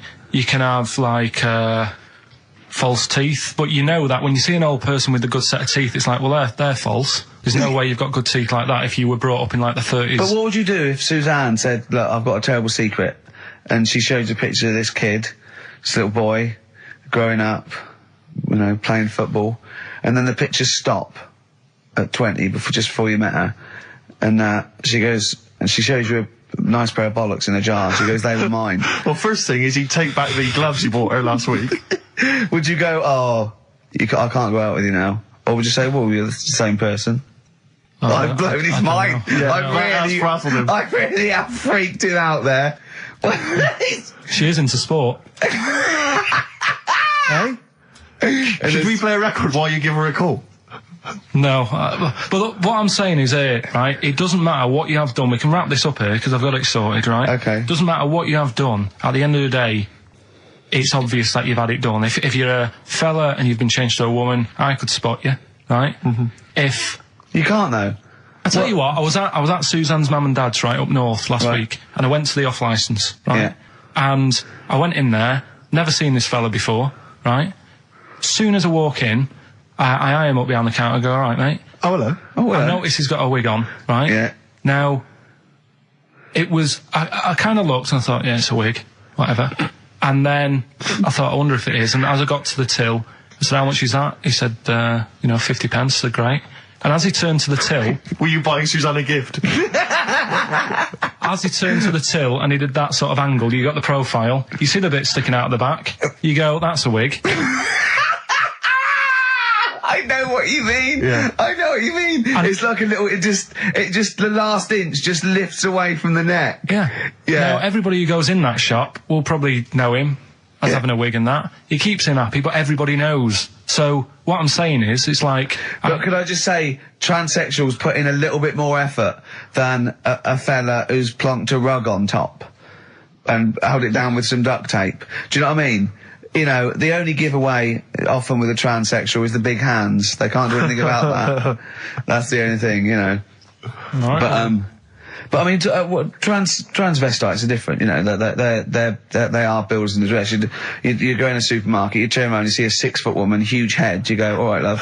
Do you know what I mean? Down below, she's packing more than us 3 put together. That's what I'm saying. But you know what I mean? That's what they. If Eddie Izzard, right? You're meeting Eddie Izzard, right? Who likes to pop on a dress now and again, right?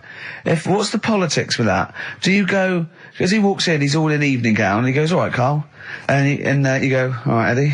And it's in a busy pub, and you go, oh, why is he? And you go, do you say, do you want a pint of bitter? And slap him on the back like you would a mate? Or do you go, that's lovely. That's a lovely dress. Do you know what I mean? What do you do? What do you do with a transvestite? Would you compliment a transvestite? On their lovely dress? If he was wearing a nice dress? In the same way that you would if Suzanne was wearing a nice Probably in a different way. I'd probably say, that dress, looks nice. Be even nicer on a woman. Right. Do you know what I mean? So you try and change the way they think? Yeah. Yeah, you'd want to teach them a lesson. Yeah. Sure. In a way. Yeah. It's just, it's one of them things I can't get my head around, to be honest, right? I can handle hairy Chinese kids. Yeah. Yes. Is it true to say that you've never been able to handle a transvestite? So I'm just going to add that to the list then, Carl, of things you can't figure out. It's now 4 volumes. Snoop Doggy Dogg, obviously, in the classic What's My Name? Yes. XFM 104.9. We've done that, so that's good. We've done... So we've solved the whole transvestism issue. Yeah, let me just check. We've done hairy Chinese kids, people having their knobs cut off. I think we've touched on the war as well. We've sorted that out. We've done freaks, haven't we? We've done freaks with no arms and legs, haven't we? Take that. I just don't think there's any other areas of possible offence. Have we done Forrest Gump in a wheelie bin? Well, we touched on your Auntie Nora, but haven't mentioned her fighting for 5 minutes, or her showing you her clunge. Hold on, let me see. I think we might have. I'd definitely like to hear the word clunge more often. Yeah. On this show. Mary. Leave that. Yeah. Clunge, Mary. I'm still none the wiser on that, but we'll leave it. I love the fact you're such an old man, aren't you? You're such a reactionary old man, the way you talk. You are the sort of bloke, I imagine you and your father stood in a pub, if a man came in a dress, oi, you're a bloke in a dress, take it off. We were talking, last week we were talking about things that you can sort of say and do when you're sort of like 40. I thought another one, nod to a policeman. Yep. Definitely. They're on the beat, they're going along, you're going your duty, you're going on, yeah, I know you're alright. I know you're alright. Yeah. Never mind these youngsters shouting at you and knocking your cap off. Exactly. It's that you can nod at a copper. If you're 40, you can nod at a copper because it's like going, I know what you're up to. It's a difficult job and you're doing it well. Yeah, I respect you now. I didn't when I was young, I know what I was thinking of. Well done, mate. Well, I like the one you mentioned last week. You're now of an age where a van driver might ask you to back him into a parking space. Yeah, well, you don't feel, you go, get out of the way. He wouldn't even consider No, get out of the way. Yeah. Yeah. If you're under 30, you don't even consider. It's like I was thinking the other day, if I was in a pub with my dad and say his mates and they're all sort of 40 or 50, there is not one of them that would turn to me first with a pint of bitter and go, taste that, see if is that off? No, they wouldn't. They wouldn't want your never opinion. consider me. My opinion is the last one they're interested in. Yeah. Is that off? Things you can do over, I think, maybe 50. Wear a flat cap and not like a frat. Yeah. You know, you're wearing it because your head's cold. Yeah, exactly. Yeah, you're wearing it because your head's cold. You're 50 years old, flat cap, fine. Yeah, or just wear a suit and tie without having to go to an event or a convention. Just or get to up work. and pop on a little old suit and tie. Just pop on a suit and tie. I'll tell you what, I love seeing old boys in a suit on Sunday. Yeah. Do you know what I mean? Yeah. They've got shiny shoes and they're 75. I've got and they photographs. go down the pub and I think it's brilliant. I got photographs of one of my late grandfathers, he must have been in his 60s, on the beach wearing a suit. Wearing a suit on the beach. I got a feeling he's even got a knotted handkerchief and a full 3-piece suit. That's great. It's brilliant. It's a decency all My time. grandfather, in my mind, was always wearing a suit. I never saw him not wearing a suit. I think he wore a suit to bed. I can't imagine him taking that suit off. It was always... Maybe it was an all-in-one, pull-on one. But he didn't... I mean, what the weird thing is, though, it wasn't like he worked in a bank all his life. I think he was a builder. And then he retired and thought, it's time I should start wearing a suit. I know. Oh, I love it. I just, you know what I mean? It's because they've got to do something then. They've got to get up and they make an effort and they're still part of the world. As opposed to me already just walking around in my pants. Yeah. Do you know what I mean? It's like there's no point in getting dressed. I'm not going out. Yeah. Or everything's got an elasticated waistband. Yeah. Yeah, you don't even consider a pair of trousers. It's slip-on shoes, pull-on trousers. Yeah. Just, I have never seen a man with more Velcro in his closet. That has got to be for you the best time-saving device ever. Velcro. It's great. Just me and a baby girl, a dry white baby. I went to after we went to the awards. Your tuxedo got Velcro. Well, I was still talking like that. The award show. I went home. When did we stay there? We went to 12 or something. Anyway, yeah. I went home and I was watching telly at the end, right? And I was eating. I had these sesame seeds because I was hungry. I had a few, and in the end, at the bottom of this jar of sesame seeds, right? Oh, there's tiny little seeds, but I didn't want to waste them, so I sort of poured them into my mouth and sort of like ate them like millet, like a budgie binging. Yeah. I went to bed, got up the next day. I thought, felt a bit sweaty. I had a resolve, and there was loads of seeds still in my chest. What, in the hair on your chest? Yeah. I had to pick them out. It took me ages to pick them out before I had a bath. So they must have stayed there all night, but not with the, with the cheese and alcohol that was coming through my pores.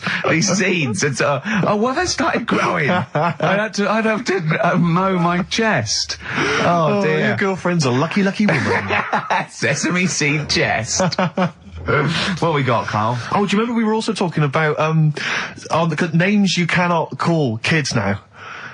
It's like there are certain names. I was thinking that, like, there's great old blokes names, but they have to be a baby once. Yeah, but I name this child Alf. You can. Stan. There are sort of these names which you just never name a child now. I mean, Karl, frankly, is. Oh, that's all right. This is quite friendly. But Sid. Alf Sid. You would never name a child Sid. Stan. Bert. I name this child Bert. Did I ever tell you about my Uncle Alf? No. He wasn't a proper uncle, right? But it was just one of my dad's mates and that. And he was getting on a bit. He must have been about 60, which is pretty old when you're younger and that. And he was the same. He used to always wear a suit and that. But it was never in good nick. It was always like a rough suit. But it doesn't matter. Still, making half the effort and that. Yeah. And he used to sleep in a dinghy. Right, Uncle Alf. What? In his house? Yeah. Why? Well, in a flat, he's in like a little bed sit. Because he only had a little bed sit, and he was into boats and stuff. So he had this Two birds with one stone. Had this little dinghy, had a little flat, thought, well, it's tight space and that. He had a dinghy as a bed, and he had 2 tellies, right? He had 2 tellies, one on that the sound worked on, the other one only the vision worked. So if you wanted to watch a programme, you had to turn both on. Put them both on like BBC One, turned one up and watched the other one. Wow. That's extraordinary. From his dinghy? Sat in his dinghy. That is brilliant. It was an inflatable dinghy, it wasn't like a wooden. Yeah, an inflatable one, yeah, big inflatable. Did you ever go around and visit him? Yeah, now and again. Was it weird seeing a 60-year-old bloke in a suit, in a dinghy inside, watching 2 tellies? It's weird at the time, I thought. Which of the TVs stopped working properly first? I mean, did he... let's say the sound went on one of them. Yeah. Did he carry on watching the other one, hoping that the other one was fine? Or no, he went and got a new telly, and then the vision went on that, and he went, oh no. He went, hold on then. Wait a minute. I've got another telly in the wardrobe that I haven't used. It must have been like that. Yeah. Wow, he sounds brilliant. Is he still alive? Yeah, he's still around, yeah. I haven't seen him for years, but he used to... was he married? I think that's what happened. I think his wife passed away, and that's when he had all this... he had a boat. And it's like, oh, where am I going to put it in a bed sit? And it was like, hang on a minute. Yeah. You know what I mean? Sleep in that. So, yeah. I wonder if he ever brought any women back. Just the idea of bringing them back, getting down to it. Shall we move into the bedroom? Ahoy! Oh, that is fantastic. Missy Elliott, Gossip Folks on XFM 104.9. Ricky Gervais, Steve Merchant, Karl Pilkington. Now, I know we're not meant to mention the adverts, and I'm not slagging off the advert. It's that National Lottery advert with the little Welsh fella saying your money from the National Lottery goes towards Mountain Rescue. We put it out there, we've saved a lot of people. Now, that's fine, that's great, well done. What I'm annoyed at is why those people are allowed to go up the mountain in the first place. Yeah. Don't go up there, it's dangerous. Yeah. You're at your own risk. Yeah. Do you know what I mean? Definitely. It's ridiculous. Just posh, beardy twats climbing mountains and sticking a flag up there. Why climb? I don't want you to. I don't want you to. Am I paying, is there any point, Rick, where I am paying for people to get rescued from mountains? I'm not sure. I think the lottery's doing it now. Fine. Because I'll tell you, if it was my money, I would be living. Well, that's the point, isn't it? I mean... you should have to take out insurance if you want to climb up a mountain. You should pay for it. Yeah. If we save you, it'll cost a lot of money. You owe you. I'll be paying it back for the rest of your life. That's the risk. Yeah. Not falling to your death. Exactly. But never being able to pay it. They're all posh and rich anyway. Yeah. But it's just like a cat gets stuck up a tree and the farmer come out because he doesn't know any better. Imagine if that was a bloke. I'm stuck up again. Stop going up there. Yeah, well, that's what I'm saying again, though. It's only a cat, so leave it up there. Get another one. Absolutely. And there's the skeleton of Tiddles. I couldn't be bothered to go and get a ladder. No, but it's the same. A few weeks ago, everyone was making a fuss over that sheep. That was the first cloned sheep. Yeah. And it died. Clone another one. Oh, wow. If only you could do the same with mountaineers. Yeah.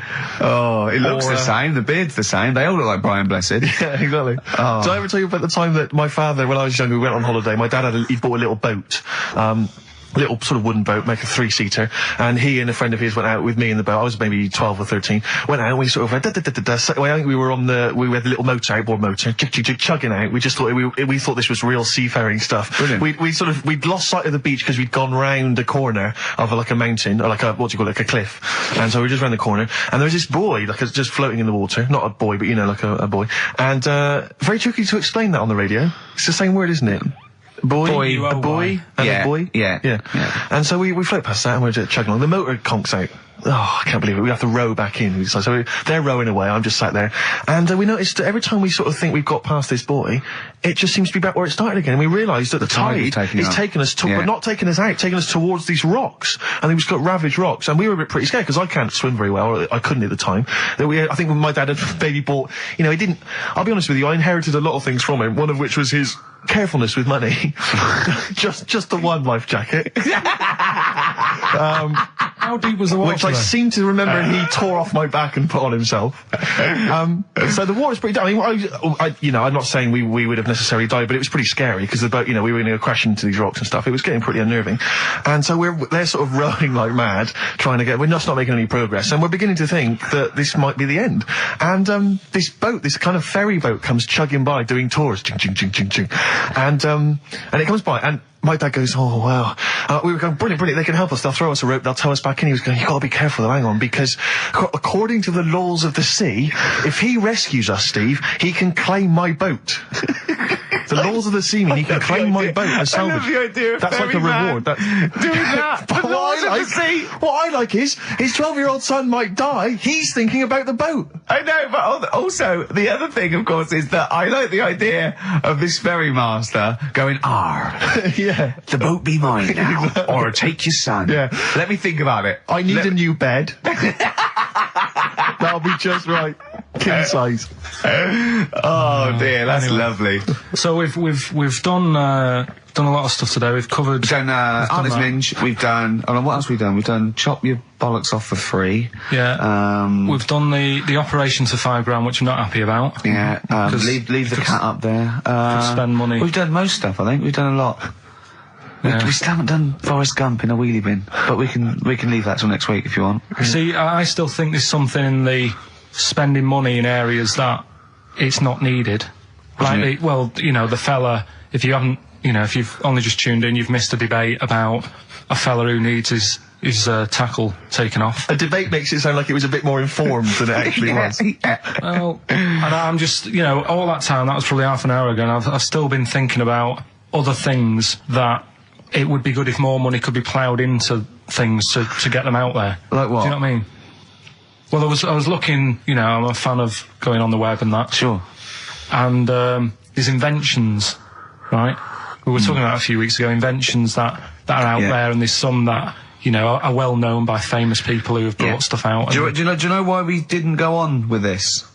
Because I remember saying to you about Einstein, who thinks clever, you weren't impressed with it. I said Einstein, and you went, this is a quote, you went Einstein, well, yeah.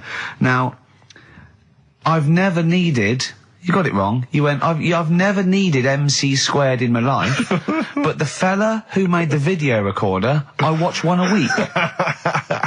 Yeah. Right. That's right. Brilliant. And it's the fact that everybody's got one good idea in them, right? Like Newton said about the apple. Yeah.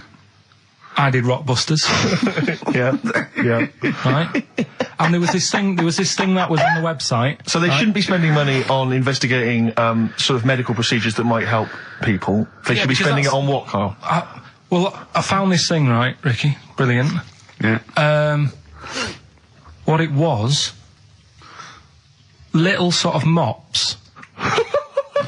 What? Little mops, like little mop heads. Like floor mops? Yeah. Right. Fit them on your cat feet. If you've got a cat... right, if you've got a little cat... Yeah. Put these little things on the feet, and there was a picture of one, just like walking around the kitchen, like that. Looking a bit like that. Nick, right? You can't do looking like that on the radio. No, but it's just looking a bit sort of fed up, but he didn't really know what was going on. Walking around, you see like the woman of the house sat in the background having a cup of tea. Yeah. The cat's there walking about on the kitchen lino, mopping the floor.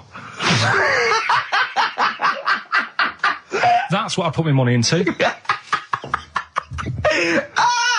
Can we get shares in this? No, that's an invention. How good is that? Yeah. Can we get shares in that? It's good though, isn't it? I'll tell you what. I'll market that.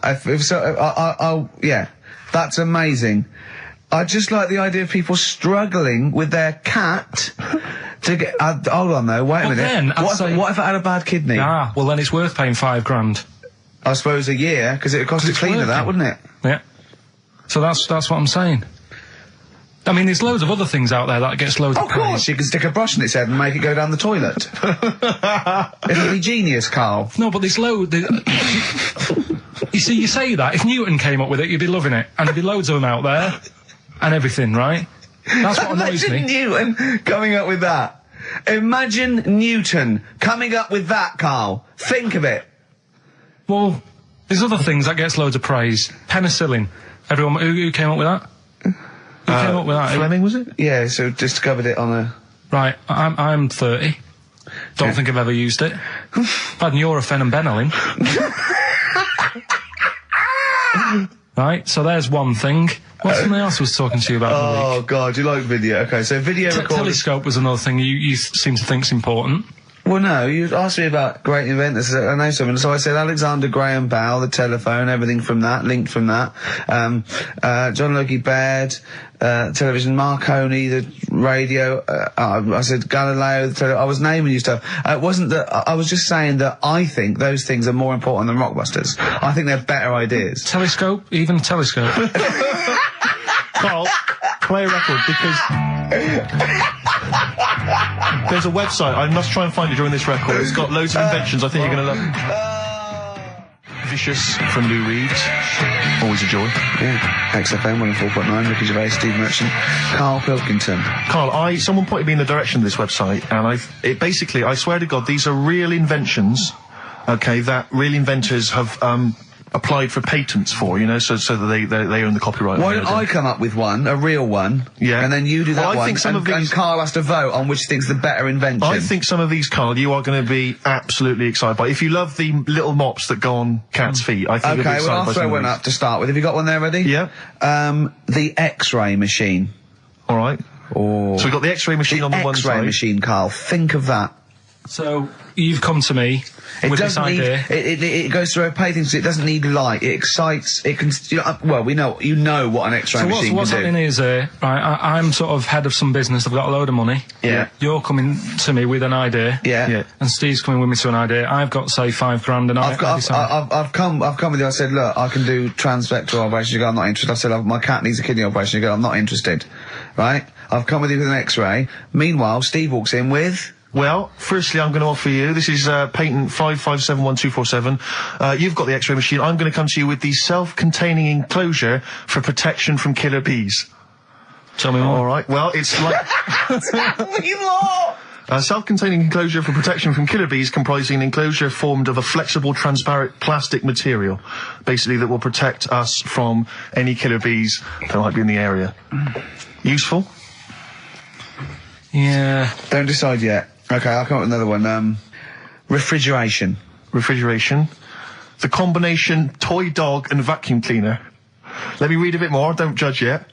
A toy dog closely resembling a real dog and having a hollow interior in which is mounted a vacuum cleaner having a suction hose which is retractable from the tail end of the dog.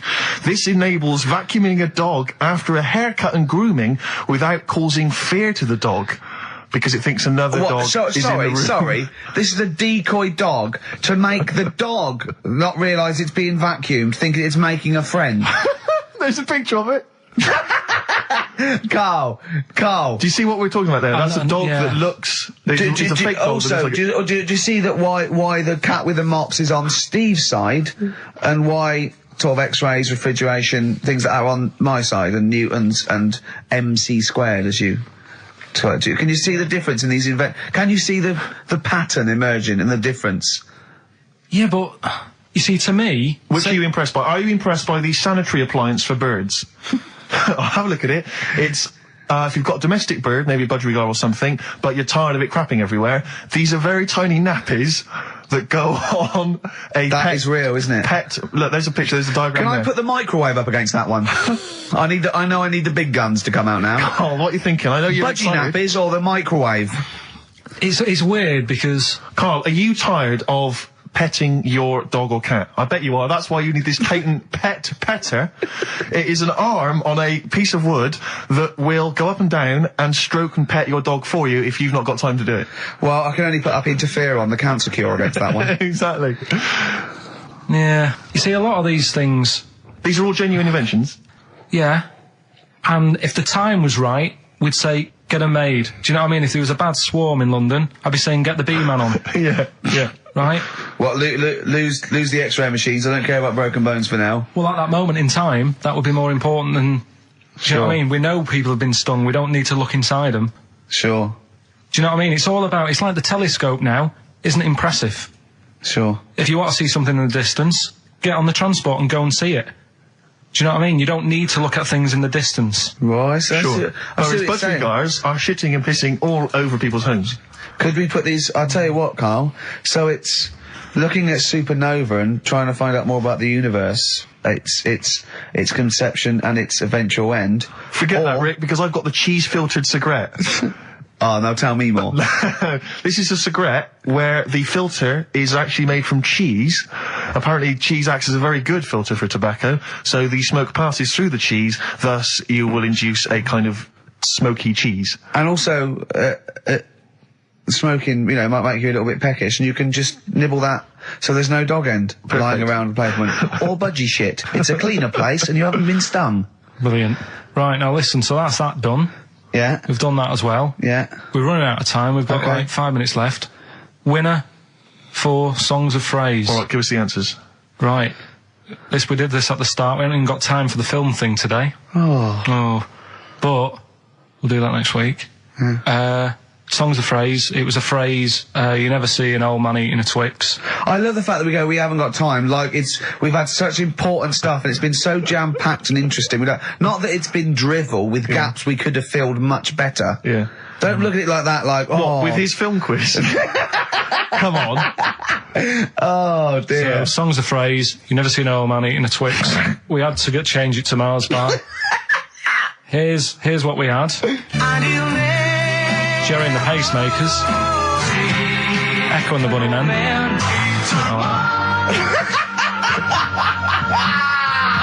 David Bowie,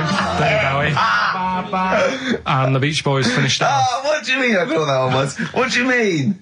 Who's the winner? Oh, it doesn't matter. You've got to give the answer. Who was that one you didn't know it was us? it was Neil Young, wasn't it? Jim Crochet, is it? Old Man River, it's called. Jim Crochet. Old Man River? Yeah. Jim Crochet sang Old Man River? I don't think so. What was it? Who cares? Right. Well, people... I can't believe this. Old Man River, it was. Let's give the prize to... Jim Crochet wouldn't have sung Old Man River. Well, let's give the... Paul Robeson. Let's give the prize to Mitchell Sterling, who has got some of the answers right. On XFM 104.9. How will we playing that great quiz again next week? Next week. Rick Gervais with it on XFM Sports. And if you want to send an email, it's rickgervais.co.uk or check out the website on XFM's All the Comms. Good night, 3:30. Coming up is Darryl Levine and Stoopy Nouns.